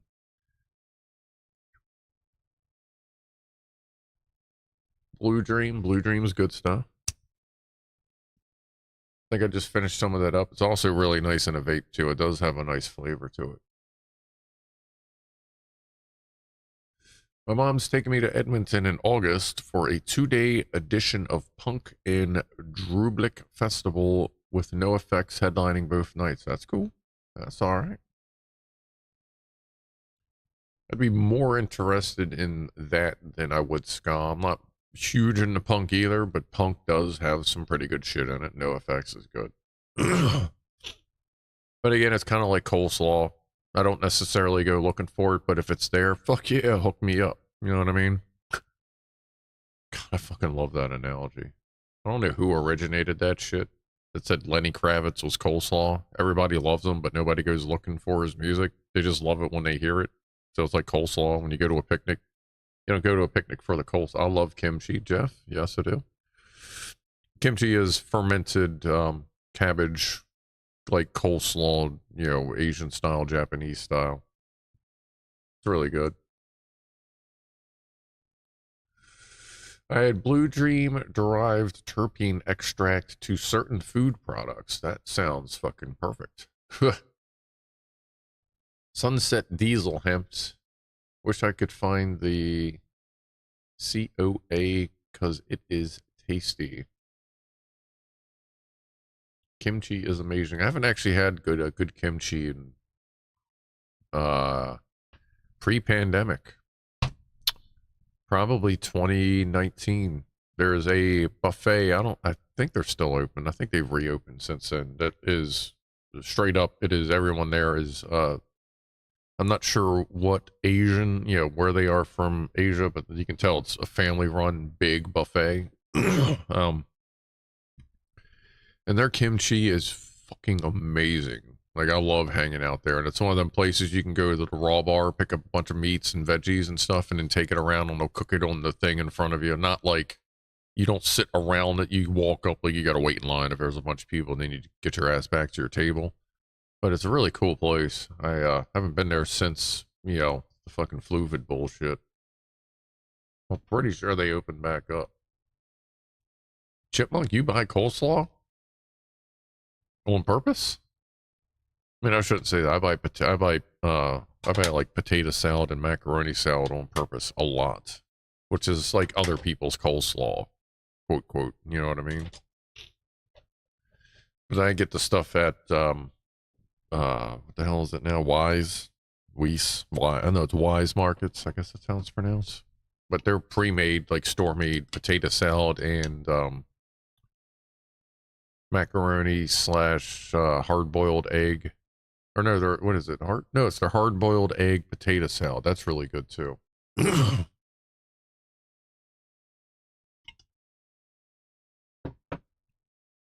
Mongolian barbecue is cool as fuck. I have been to a Mongolian barbecue. They used to call, every time I'd walk in, they'd go meatball, because I'd take a bowl and I would just fill it all with meat. And then I'd put a big shitload of onions on top and then more meat on top. And then I would get them and they would season that shit up. God, where was that? Was that? Oh, I feel like that may have been in Michigan when I was working out in Michigan like 20 years ago. But yeah, they called me Meatball. Because like I would go there every fucking night when I was out there because they were right next to the hotel we were staying at. I think it was Michigan. Like I said, it was like 20 years ago. But yeah, that was funny as shit because there was always the same couple of dudes working there. And like, they just got used to me. Meatball! It was great. I fucking loved it. Hey, there's Lego Timmy. What's up, bud? You started hanging. I saw you on Wednesday night. Lem, I am from the Pittsburgh area. We put coleslaw and french fries on our sandwiches here. Yeah, I've heard that's a thing in some places. Tremonti Brothers, 18th Street in Pittsburgh. Good stuff. I've heard that's a thing. I've heard that is kind of a Pittsburgh thing. Like, my favorite steak is Pitts Rare. That's basically when you burn the outside, but the inside is still cool. Love that shit. Nobody will ever do that for you on purpose, though, unless pretty much you find I guess good enough restaurant that trusts their meat, and I haven't really found one yet. So I've done that a couple times myself with butcher meat on the rare occasion I've gone to get butcher meat, but haven't done that in quite some time.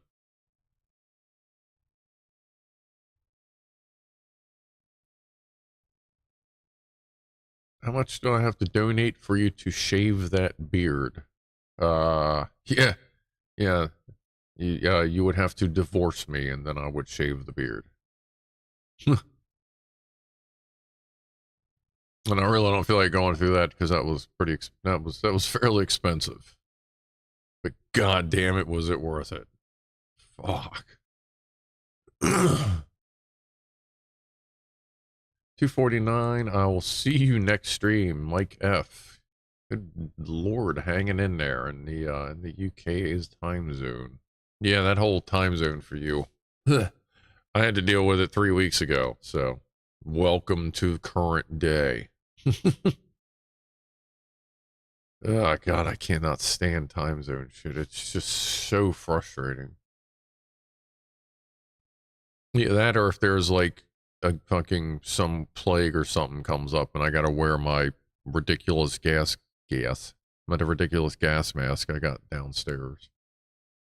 It's like the industrial duty 3M full thing with P100 and some other one. I don't know, I have a full selection of cartridges for different situations.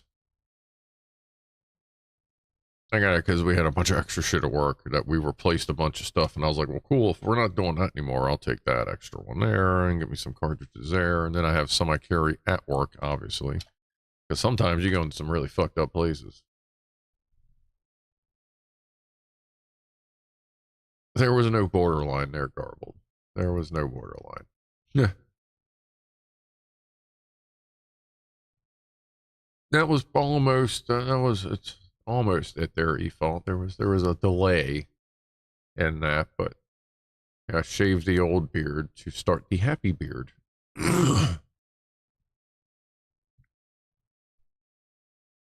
Ooh. TJ, I've eaten at Prementi Brothers. Can't deny I enjoyed it. Been to Pittsburgh a few times for work. Okay. I don't know when the last time I went to Pittsburgh was. I feel like I've been there.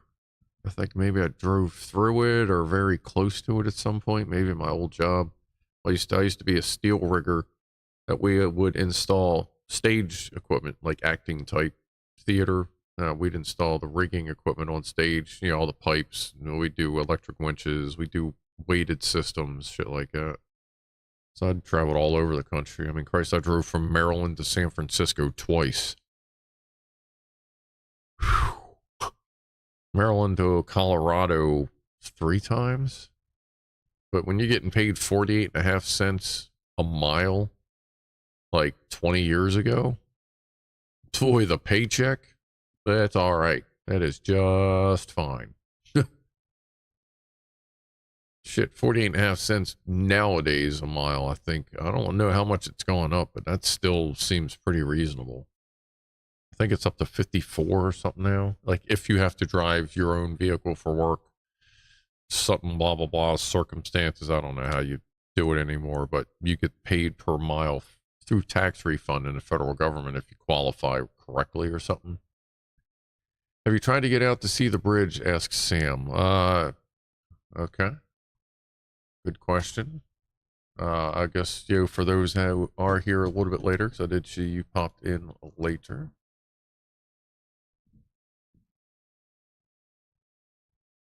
It is thunder and lightning outside. Check. Okay, everything's on battery backup. So I guess if everything around me goes dark, but you're still looking at me, that means we had a power failure. But even though all our power circuits are above ground, we rarely have a power outage. Yeah. Anyway. Let's see. Where were those? Those are on photos. Yeah, I can show you what I get to see every day there, Sam. Let Let me drag that over there. Do this over here. And this is from where I work.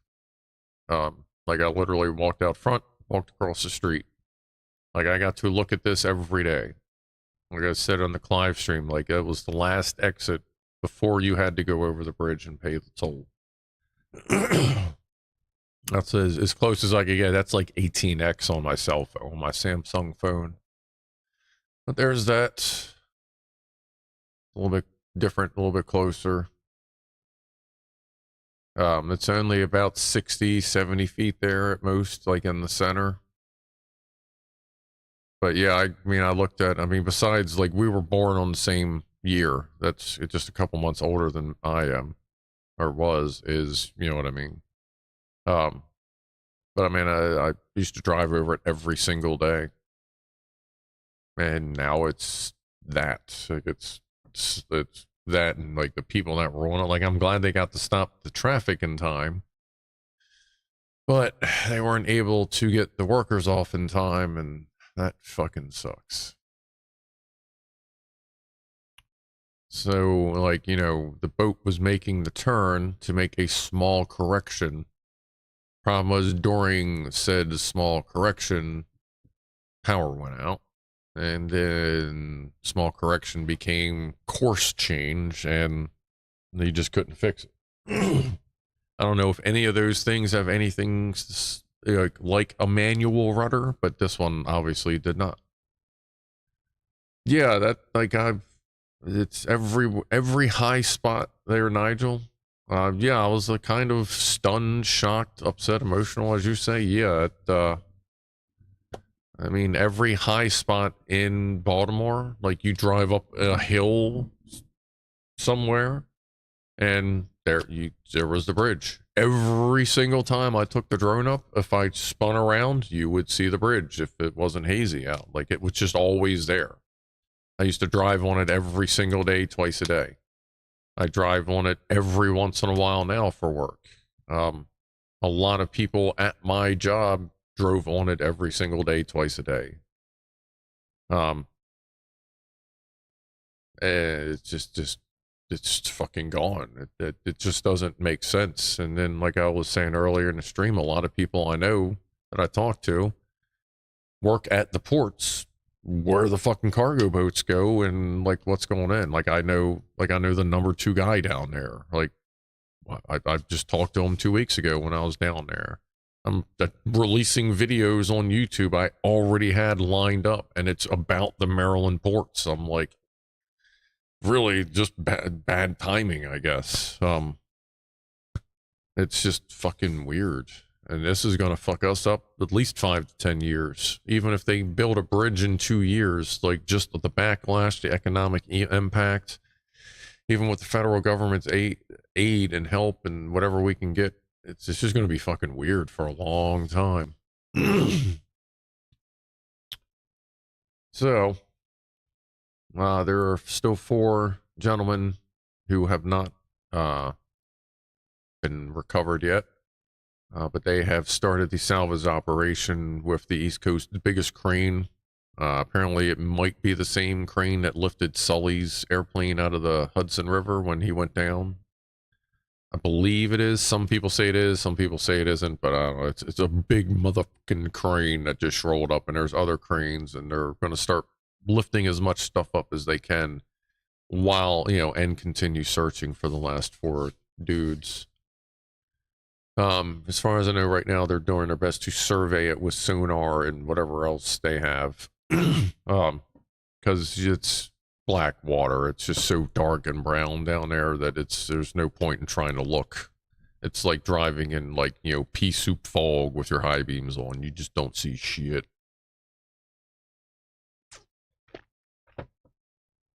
That's a shame that, like, they had been talking about a while about somehow doing something to add a little more protection to the bridge, but I guess it just, didn't happen. Like, what the fuck is... hold on a sec here. Let me pull up this on my phone, I'll show you.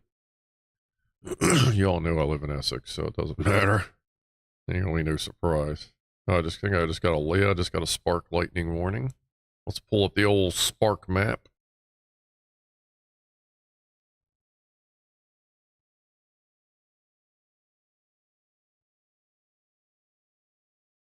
I guess you'll be able to see that.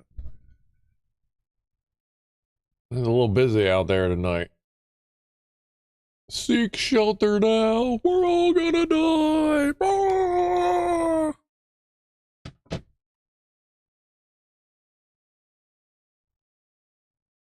Is that gonna help? Actually, no, that would attract lightning, wouldn't it, dumbass?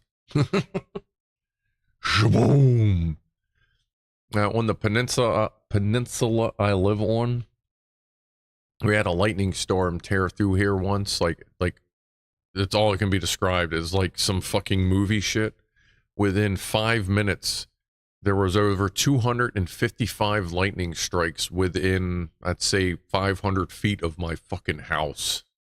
And somehow the power mostly stayed on. It was amazingly weird, and like, you just looked out and it was just bam, bam. What the bam, bam? Like, it was crazy shit. God, that was what, like 10 years ago? It was, I think, within the first couple years of moving in here. It was fucking wild. Woo! Scruff revealing his address would probably just lead to some free cake being sent and some gummies. What do you mean? 444 Maryland Avenue, P.O. Box 7821, Essex, Maryland 21221. That's the Scrufdog Live address. That's pretty public. I would open the phone thing up, but I haven't actually tried it yet. And I'm just kind of chill right now. I don't really feel like thinking too much. I'm going to be right there with you. Those fucking edibles, now that everything's chill and I ain't got to worry about shit blowing up because it seems like it's working, even though I don't know what the fuck is going on out there. I'm pretty chill. Ain't trying to think too much. You know what I mean? I do need to get that sorted out again. I think the biggest thing will probably be to see which computer I open that up on, which would probably be on the gaming rig, because that would, then it would probably be, no, actually, yeah, actually on that, because more buttons, you know, on all this shit, like we'll put buttons there and then I'll just control it with that, and then I can still do the dump delay. Oh, and of course, I'm sure we'll have call-in if, assuming Clive does make it on the Super Stoner stream. I'm sure that I will have a bit of a delay set up so that we can have call-ins and maybe get some people talk to Clive as well. I don't think he would be too adverse to that, at least a couple calls. I may send you a Christmas present of some sort. I'll message you for your address a little closer to then, says Zach. Whatever you want to do, homie. We all just trying to share the wealth with each other. Share the friends, share the gifts. We are going to have another giveaway coming up here pretty soon. Maybe on Super Stoner Saturday. Because we've sold enough merchandise and we can finally afford to give away, like, up to, I guess, probably a hoodie. Yeah, actually, we should be able to give away up to a hoodie. You know, should be. I'll have to verify the prices on that, but there will most likely be a giveaway thing for chatters on Super Stoner Saturday. So April 20th. So there's your vocal heads up, and I'll start doing that more in the other streams as well. But it'll be for a chatter. It'll be another chatter contest, like refresh your connections as best you can kind of thing. Considering the UK has won the other ones, can't say America's got a an advantage, because the last time we did that, it was the UK. I think we did that twice, and it was the UK that won. Oh, Vera has her collar and her tag. She got that a couple weeks ago. Took it a while to get there. First one is still lost, and the post office refuses to give me my money back because they're a bunch of fucking cunts. But besides that, yeah, I think everybody has gotten everything that they were supposed to get. I know there was a couple of prints out there that went to shit, but I think we've got that sorted out as well for all you biscuit heads. Tell us how you really feel. Oh, don't make me do that. Good God. The stream will just stop and it'll be a power outage. A toot toot. Oh, it's 10. Wow, it's 10 o'clock. Oh, yeah, it's an hour later. Oh. I wonder if I should. What should I play? I feel like playing a game. Like after this. Maybe on Discord. If that's set up. Oh, God. That means I gotta start up Discord in like the perfect order so it doesn't blow up my fucking OBS settings again, for God's sakes. Oh yeah, I use all the good words. I don't whatever.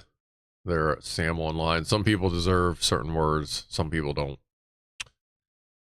Helldivers 2. I'm sure I'd be fine playing that. I can't get into a bug hunt thing. I'm not big into the bug hunts.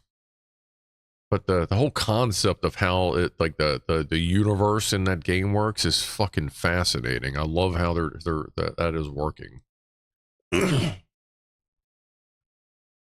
So it's like I don't know that I would like playing it. I just like following it and like kind of keeping an eye on it. If that's weird, like there's other games like that. Like I like watching other people play, but I know I wouldn't enjoy playing. I don't know why that is. I guess as a gamer, you can appreciate other games, but just know that just ain't your thing.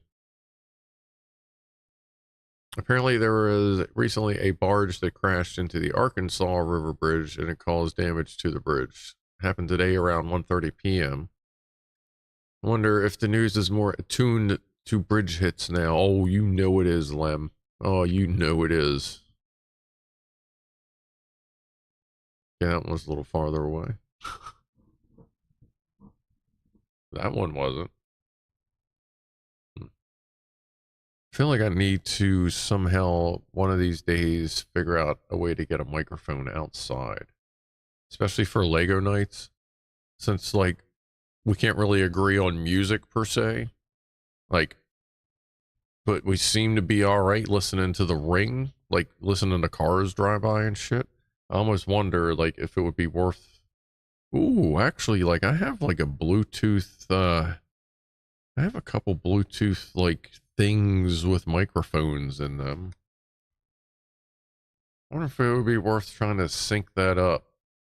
So, like, on Lego night, we could have just ambient outside noise. Like, this would be great if I had a way to get it in. We could listen to the, like, thunderstorm outside. Well, actually, hold on. I do have Ring pulled up. Let's see. Guess we can do it the battery murdering way, assuming it's got enough bandwidth.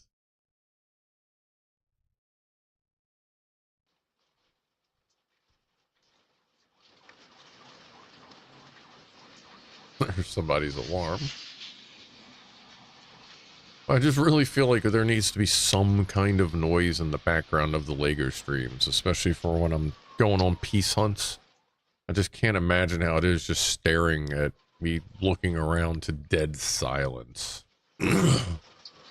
But, I mean, people hang out, so I guess it's enjoyable enough. I'm guessing there's some issues if the fire department is... I think that's fire department. I'm fascinated with the neurological type that latches to different game types. Ah. I do have an open window, but like that's where I'm generally like I'm hearing the storm itself.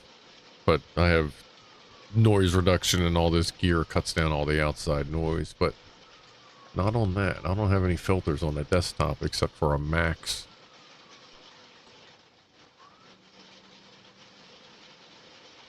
That's the dude cam. Let me see if the actual hardwired cam sounds any different. Because the front doorbell cam is directly above that one.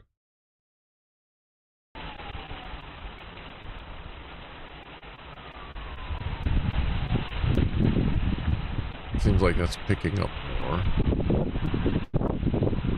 It may have a better microphone. It's just picking up a lot more of the wind, too.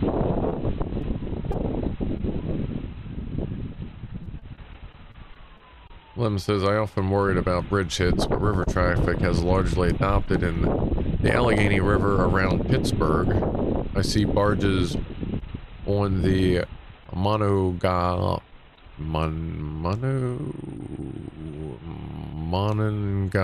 River, where I live now.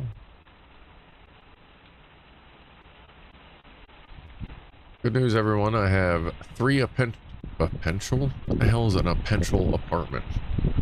It's a new word. I have 3 potential new apartments, and they're all larger, nicer, and cheaper, so I'm finally going to be in a better position in life, says Zach in the J. Well, congratulations. Hold on a sec. This wind is killing me. And you don't realize how loud something is until you turn it off.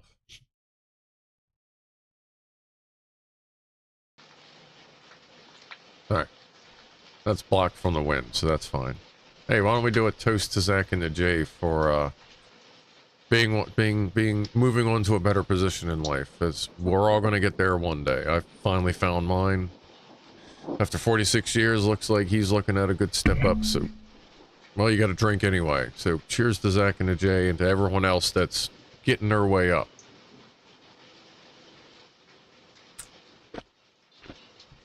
That's good news.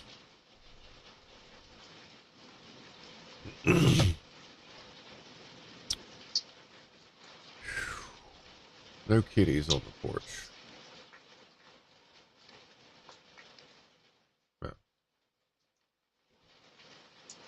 It always fascinates me how wind and the rain come in just waves and waves. How it's just never...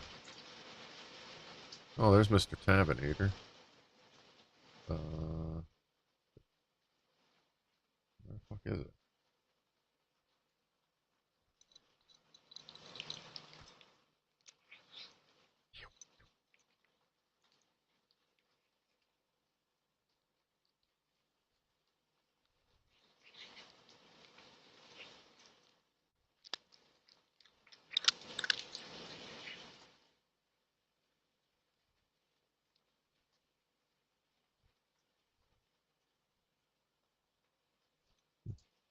He's a wet buddy.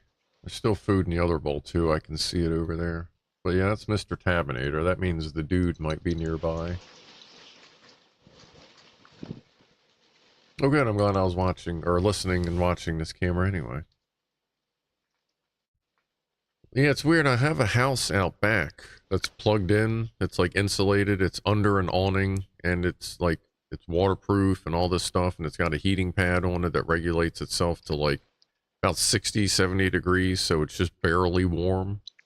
But like nobody hangs out in it. So I don't know if it's in a weird territory zone or something, but I haven't moved it yet, but I probably will eventually move it somewhere else. Just to, maybe it needs to be in a different spot for someone to be interested, or maybe they already have really good spots and that's just not needed right now. I don't know. But either way, it's staying out there. I have a kitty, Lem Echo says, I have a kitty smashing his face into my hand for pets right now. Spaz just walked by the glass window and by the office. People drive like assholes down this road. I wish they put some goddamn speed bumps in. This is like the last one they haven't put speed bumps in. So of course this is the one that everyone thinks is a fucking quarter-mile dragway. Yeah, I'm really close to 3D printing some stop sticks. I have access to way too much machinery to make my own fucking stop sticks. To put into like a 3D printed base. What's up, buddy? Nothing deep. Oh, that's just big rain. Oh, he is soaking wet. Jeez. Like, I hope he has a place to go. That's the thing. Like, I know they've seen the little house back there, but I don't know. Like, I'm sure he's just out hunting now because he's hungry and he knows I got food there every night for him. And I also refill it. You know, I fill everything up twice. I go out there around 6 o'clock, fill it up, and then usually around 10 or 11 o'clock, I'll fill it up again. But by the time the morning comes, if I put any food in there, the birds will come in and wipe it out instantly.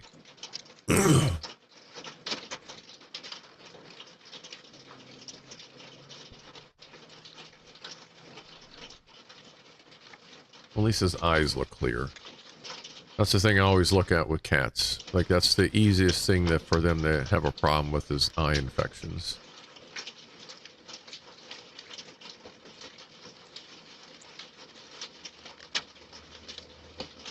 At least it's like not super cold out today. It's like 60 degrees. So that's what, like 17. I mean, it ain't great, but it ain't like super cold out. So I like how his one paw is super dark. Like the fur in it. That's kind of neat. It's a fun place for a strike. Gotta get a mini sauna and a heated bed. Yeah. Well, they got the heated bed part. I just don't really have the sauna in there, but I guess if they were wet enough, it would kind of turn into a sauna for probably a couple hours.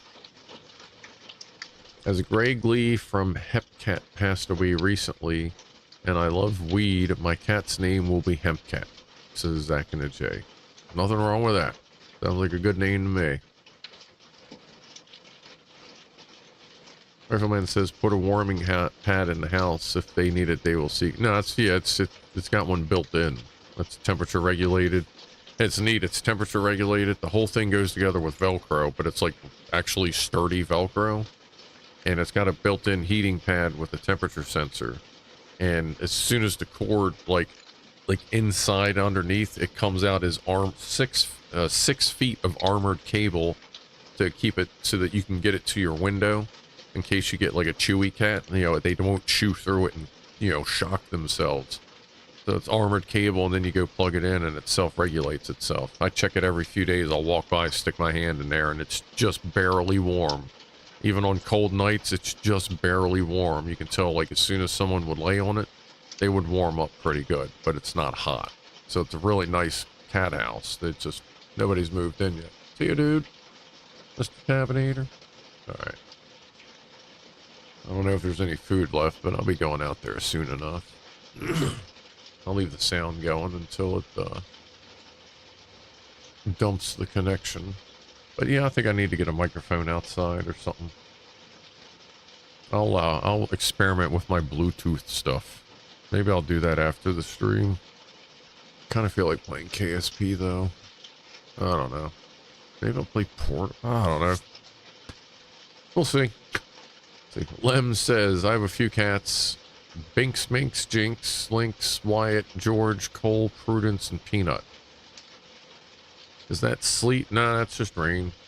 There's a thunderstorm in the area. Although it hasn't thundered since I turned the microphone on, of fucking course. Lem, I used to have Larry, Trent, Ronnie, Jeff, Lee Scratch Perry, Spaz, and Tiny Mama. So I had 7 cats, and then divorce. Now I have 4 cats inside, and I'm helping take care of 4 cats outside. So I am also a crazy cat daddy. Apparently. I fully admit that I have been enslaved by a golden retriever, obviously a supreme being in the universe that was sent to Earth to enslave the human beings.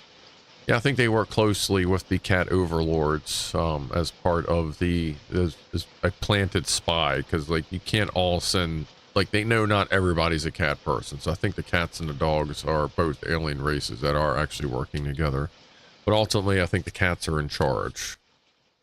They just kind of work together. And of course, they're going to have squabbles like they do. That's why you see the fighting. But, you know. Tabinator is a light brownish gray kitty. Pretty much, yeah. With like his white patches and his really dark brown patches.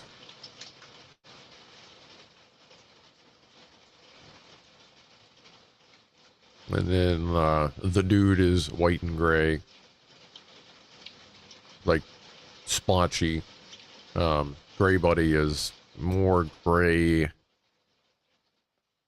Kind of a gray cat with almost like not quite mackerel markings, like tabby markings, but really, really gray with really light markings on them.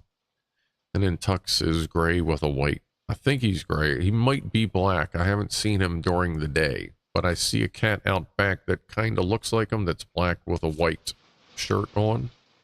But I can't tell out there yet, so I gotta try and figure that out. Actor Alex Desert is the other singer of Hepcap, along with the late Greg Lee, and the band was named after Alex's cat Hepcat. So it's a double reference. There you go.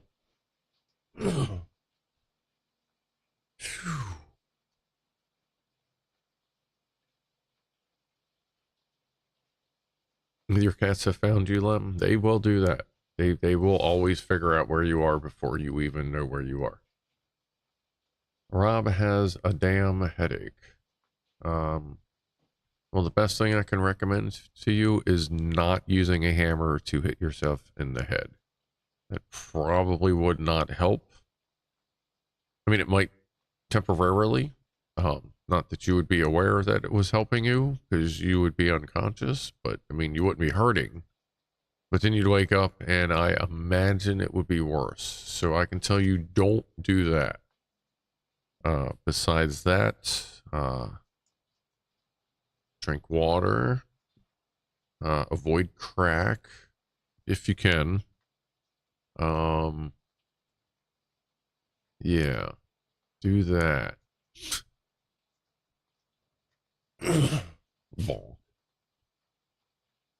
Sam Online has Blindy, Stripey Neck, Fluffy, Cleo, Cricket, Tawny, Kitten, Smoothie Boy, Alan, Deaf Kitty, a black and white guy, the Kitten, and Bob.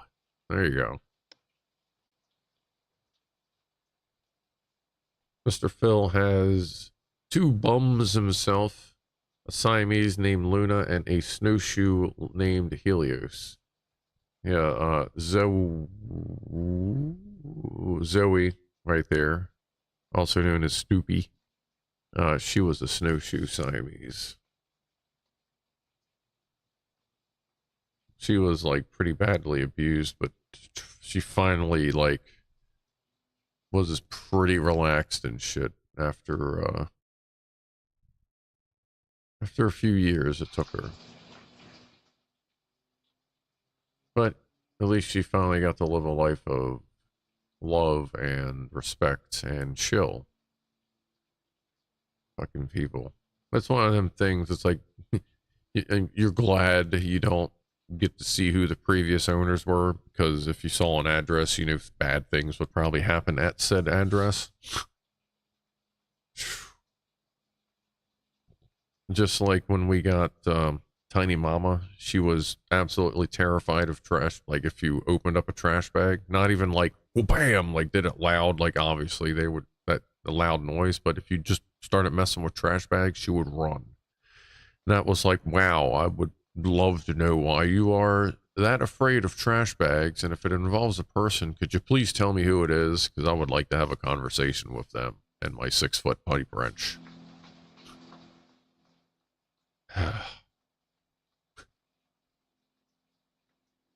Lem uses shredded coconut hull shredded coconut hull. Smells good and compost it real easy.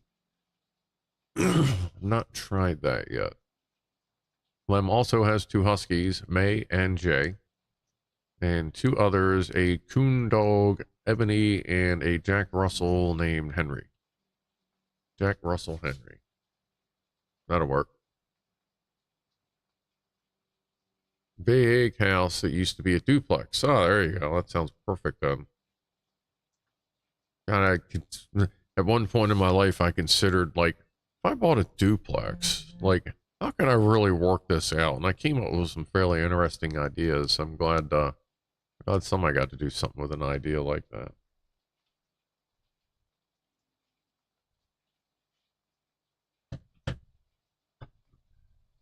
I guess we'll go on for another 6 or 7 minutes here, and then I'm going to go ahead and get something to eat. I'm probably going to play something. I don't know if I'll be on Discord or not. I guess we'll find out. The suspense. By the way, if I'm not on there tonight, I'll probably be on there tomorrow night after I get some shit cleaned up in the other room. Man, I'm really going through this fucking turmoil of the other room. Like, I had originally planned to be a new bathroom. Like, big old bathroom, very wheelchair accessible, only accessible to me, and then have, like, the original bathroom as the original bathroom. Problem is, like, I love this office, but I keep wondering if in a couple years, if I'm actually going to want to expand. So I'm leaving that room on hold, but I got to clean it up because right now it's like the work room, like tools and shit laying around everywhere. But, like, I like this setup. I like the coziness because it also gives me a reason not to bring a bunch of crap in here. But I may need to expand at some point. So I'm kind of push that project back. See where we go. Human suck. Cheers. Hey, that sounds about right.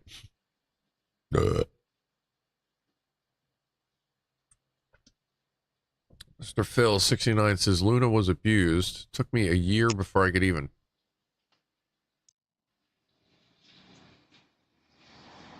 Sorry. Weird camera thing. Mr. Phil 1969. Luna was abused. Took me a year before I could even touch her. I still can't pick her up 8 years on. Yeah, not all cats like to be picked up. Like Poofy Girl. Like, she will hunt me down just and, like, yell at me so she can just floop and flump down on me. But she will not let me pick her up for more than, like, a second or two. Like, it's just not her thing. Like, she used to be pretty okay with me picking her up, and if anybody else did, she'd fucking destroy them. Like, but with me, she just wants to get down. She's never been much of a pickup cat.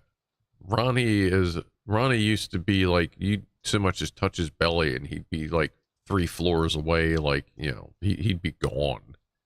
But now he'll actually come in and, like, I can tell his meow and his stance when he actually wants me to pick him up. And I'll pick him up and I'll start petting him and he'll start to fall asleep when his paws are doing this.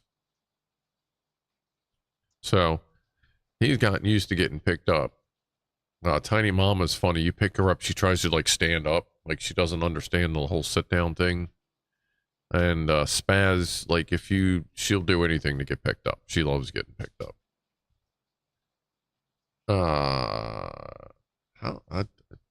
Someone, is that, let's see here.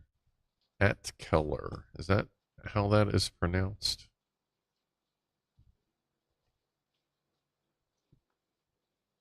At Keller.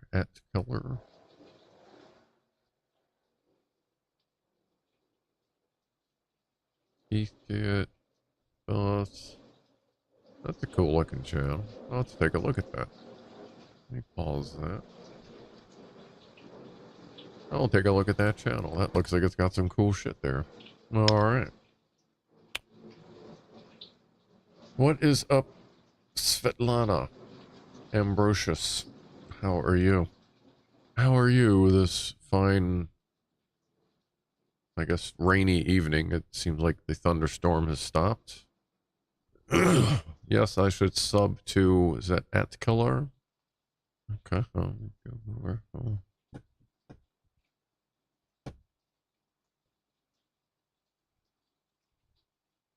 There we go. Sub and bell. Alright, I'll take a look. I'll leave that tab up. Rip my Scarface of the mini cat. He was a good boy and he was a big boy. Scarface of the mini cat was a big boy? Was that like calling a big guy tiny? I'm sorry for your loss, obviously. There's Sam online. The pronunciation is weird, but the content is tech stuff. Alright, I'll get it sorted out through that then. Hoping for a successful Delta 4 heavy launch on Monday. Yeah, that would be nice. It's a shame they couldn't get it this weekend, or else I would have hosted like a watch party, but I will probably be at work. But if not, then I'll see if I can do like a little watch party for everybody. It seemed to do pretty well for the IM-1 landing. It's a shame I was at work during the Starship launch. But I did still get to watch it live. That was like I got to watch the whole thing like as I'm doing stuff. I made sure I had really easy shit to do in the bay so I could kind of like as I was working on it.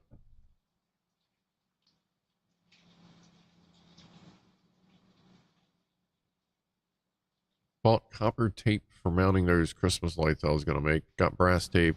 Goddamn got scammed by a Chinese seller. Oh, you ordered copper and got brass? That sucks. Yeah, that sounds like that's gonna happen a lot. Mr. Warwick, I'll say goodnight to you all. It's getting a bit late here in France. I bet it is. Catch you next time. Thanks and goodbye. See you later, Mr. Warwick. Appreciate you hanging out. I'll see if I can find that SDR.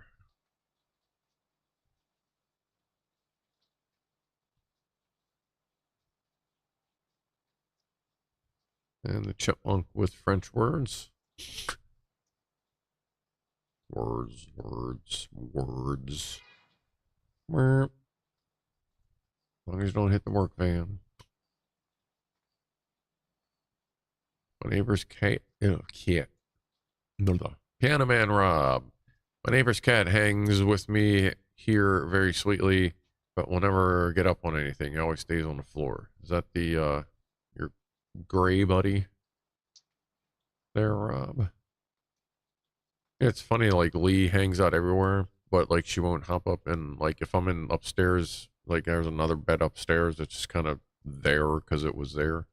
Like, if I go lay down on that, she won't jump up in the bed. Like, come on. She just, like, stares at me from the floor, but she'll get up on the couches and flump around on me and stuff, but for some reason, she won't get up in the bed. Which is funny, because she was the first one to figure out how to sneak out of where she was staying when she was a kitten and then, like, do some Lara Croft shit, like, up and down containers across the floor, across this little tiny ledge of, like, 2 stacked Tupperware things. Like, I watched her one night, like, holy shit. She figured it out so she could come over and just sleep on me. Like, you know, cutest fucking shit you ever had to deal with. It's one of those things you can't get mad because you're just like, oh, all right, come on. But it's funny. She started out always wanting to be in the bed, and now she doesn't like get in the bed. And I'm wondering if that has to deal with previous occupants. But who knows? Whatever. See what we can do. Monty the cat, yes.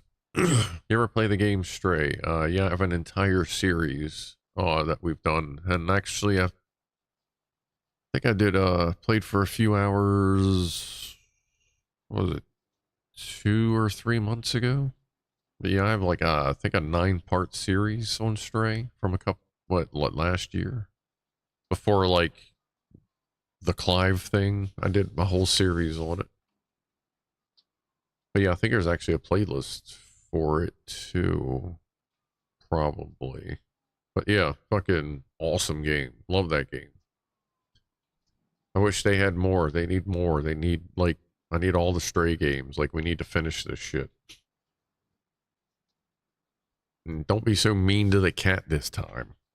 Jeez. You ain't gotta drop him that far. We get it. He can't get up.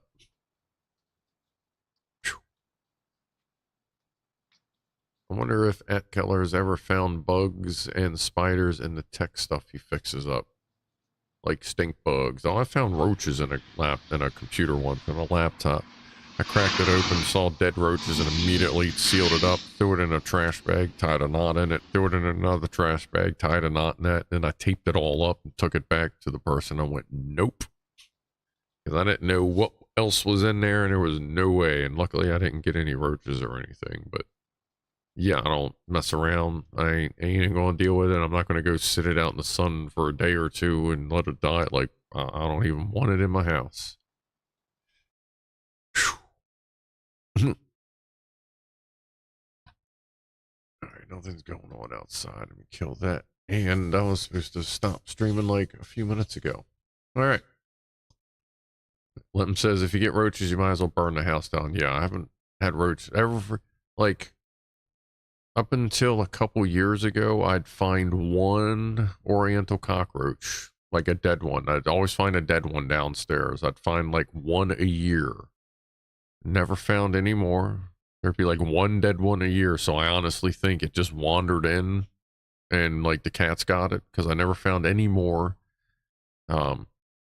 Every once in a while I'll see one in the garage, which is a fucking garage. Like, obviously you're going to have oriental cockroaches, or, you know, people call the big black water bugs. No, it's not a water bug. It's a big ass oriental cockroach. They're just big black fucking roaches. It ain't a water bug. But no, luckily we never had roaches here. So we get ants. I'm seeing a couple of ants in the bathroom here and there. I haven't seen any in the kitchen yet. I'm sure I will, but I'll deal with it as it comes. I usually do like a boric acid and sugar water solution. Stick a bunch of feeders out and just let them come and just watch the ant trails. I'll figure out where the ant trails are, and then I'll stick another one closer to their nest. And then I'll remove the other one and immediately spray it with bug killer stuff. So that anyone else that walks past is just done. And then they start feeding off the closer one, and they get more into the nest. And usually within, you know, a couple refills, the entire nest is gone. That seems to be working pretty good past couple years. And I don't spray much stuff in the yard. Luckily, I didn't know I had a bunch of cats hanging out. So yeah, I don't do much stuff out in the yard. I mean, they can have the yard, but I would like to keep my house to myself as much as I can. Just nothing that's going to hurt cats indoor or outdoor. And palmetto bug, yeah, I think that's another one, yeah. All right. Well, I'm going to go ahead and get on out of here because I am hungry. Ooh, bed bugs. I've never had to deal with bed bugs there, Nigel. Luckily. Whew. But thermite no, I think termite and thermite damage might, yeah, they're definitely a little different. A little different. Oh, I just farted. Sorry. My bad. I'm sorry I didn't make it louder for you to hear. But I appreciate everybody hanging out. If there's any significant updates with the bridge, I'll take pictures or get video if I can. I'm probably going to carry my tripod with me for a little while in case, like, I don't have a great camera, but I'll do the best I can. I guess we'll go from there. Maybe I'll see if I can set aside a couple bucks and do something for a camera or something in a little while. I don't know that I'd be able to afford that, but I'll do the best I can to get some pictures. So I appreciate everybody hanging out. I appreciate the Goofballs, subscribers, viewers, and all of y'all. I will see everyone on Wednesday for Lego Wednesday as we work on the fucking 6,790 piece 5-foot wide B2 stealth bomber. We're at step 279 out of 1,189 and going for the next probably a few months. So I'll see you then. And I'll see you next Saturday at our normal North American time. So I am out of here, and I will see everyone next time. So I'm out in a 5, 4, 3, 2, 1.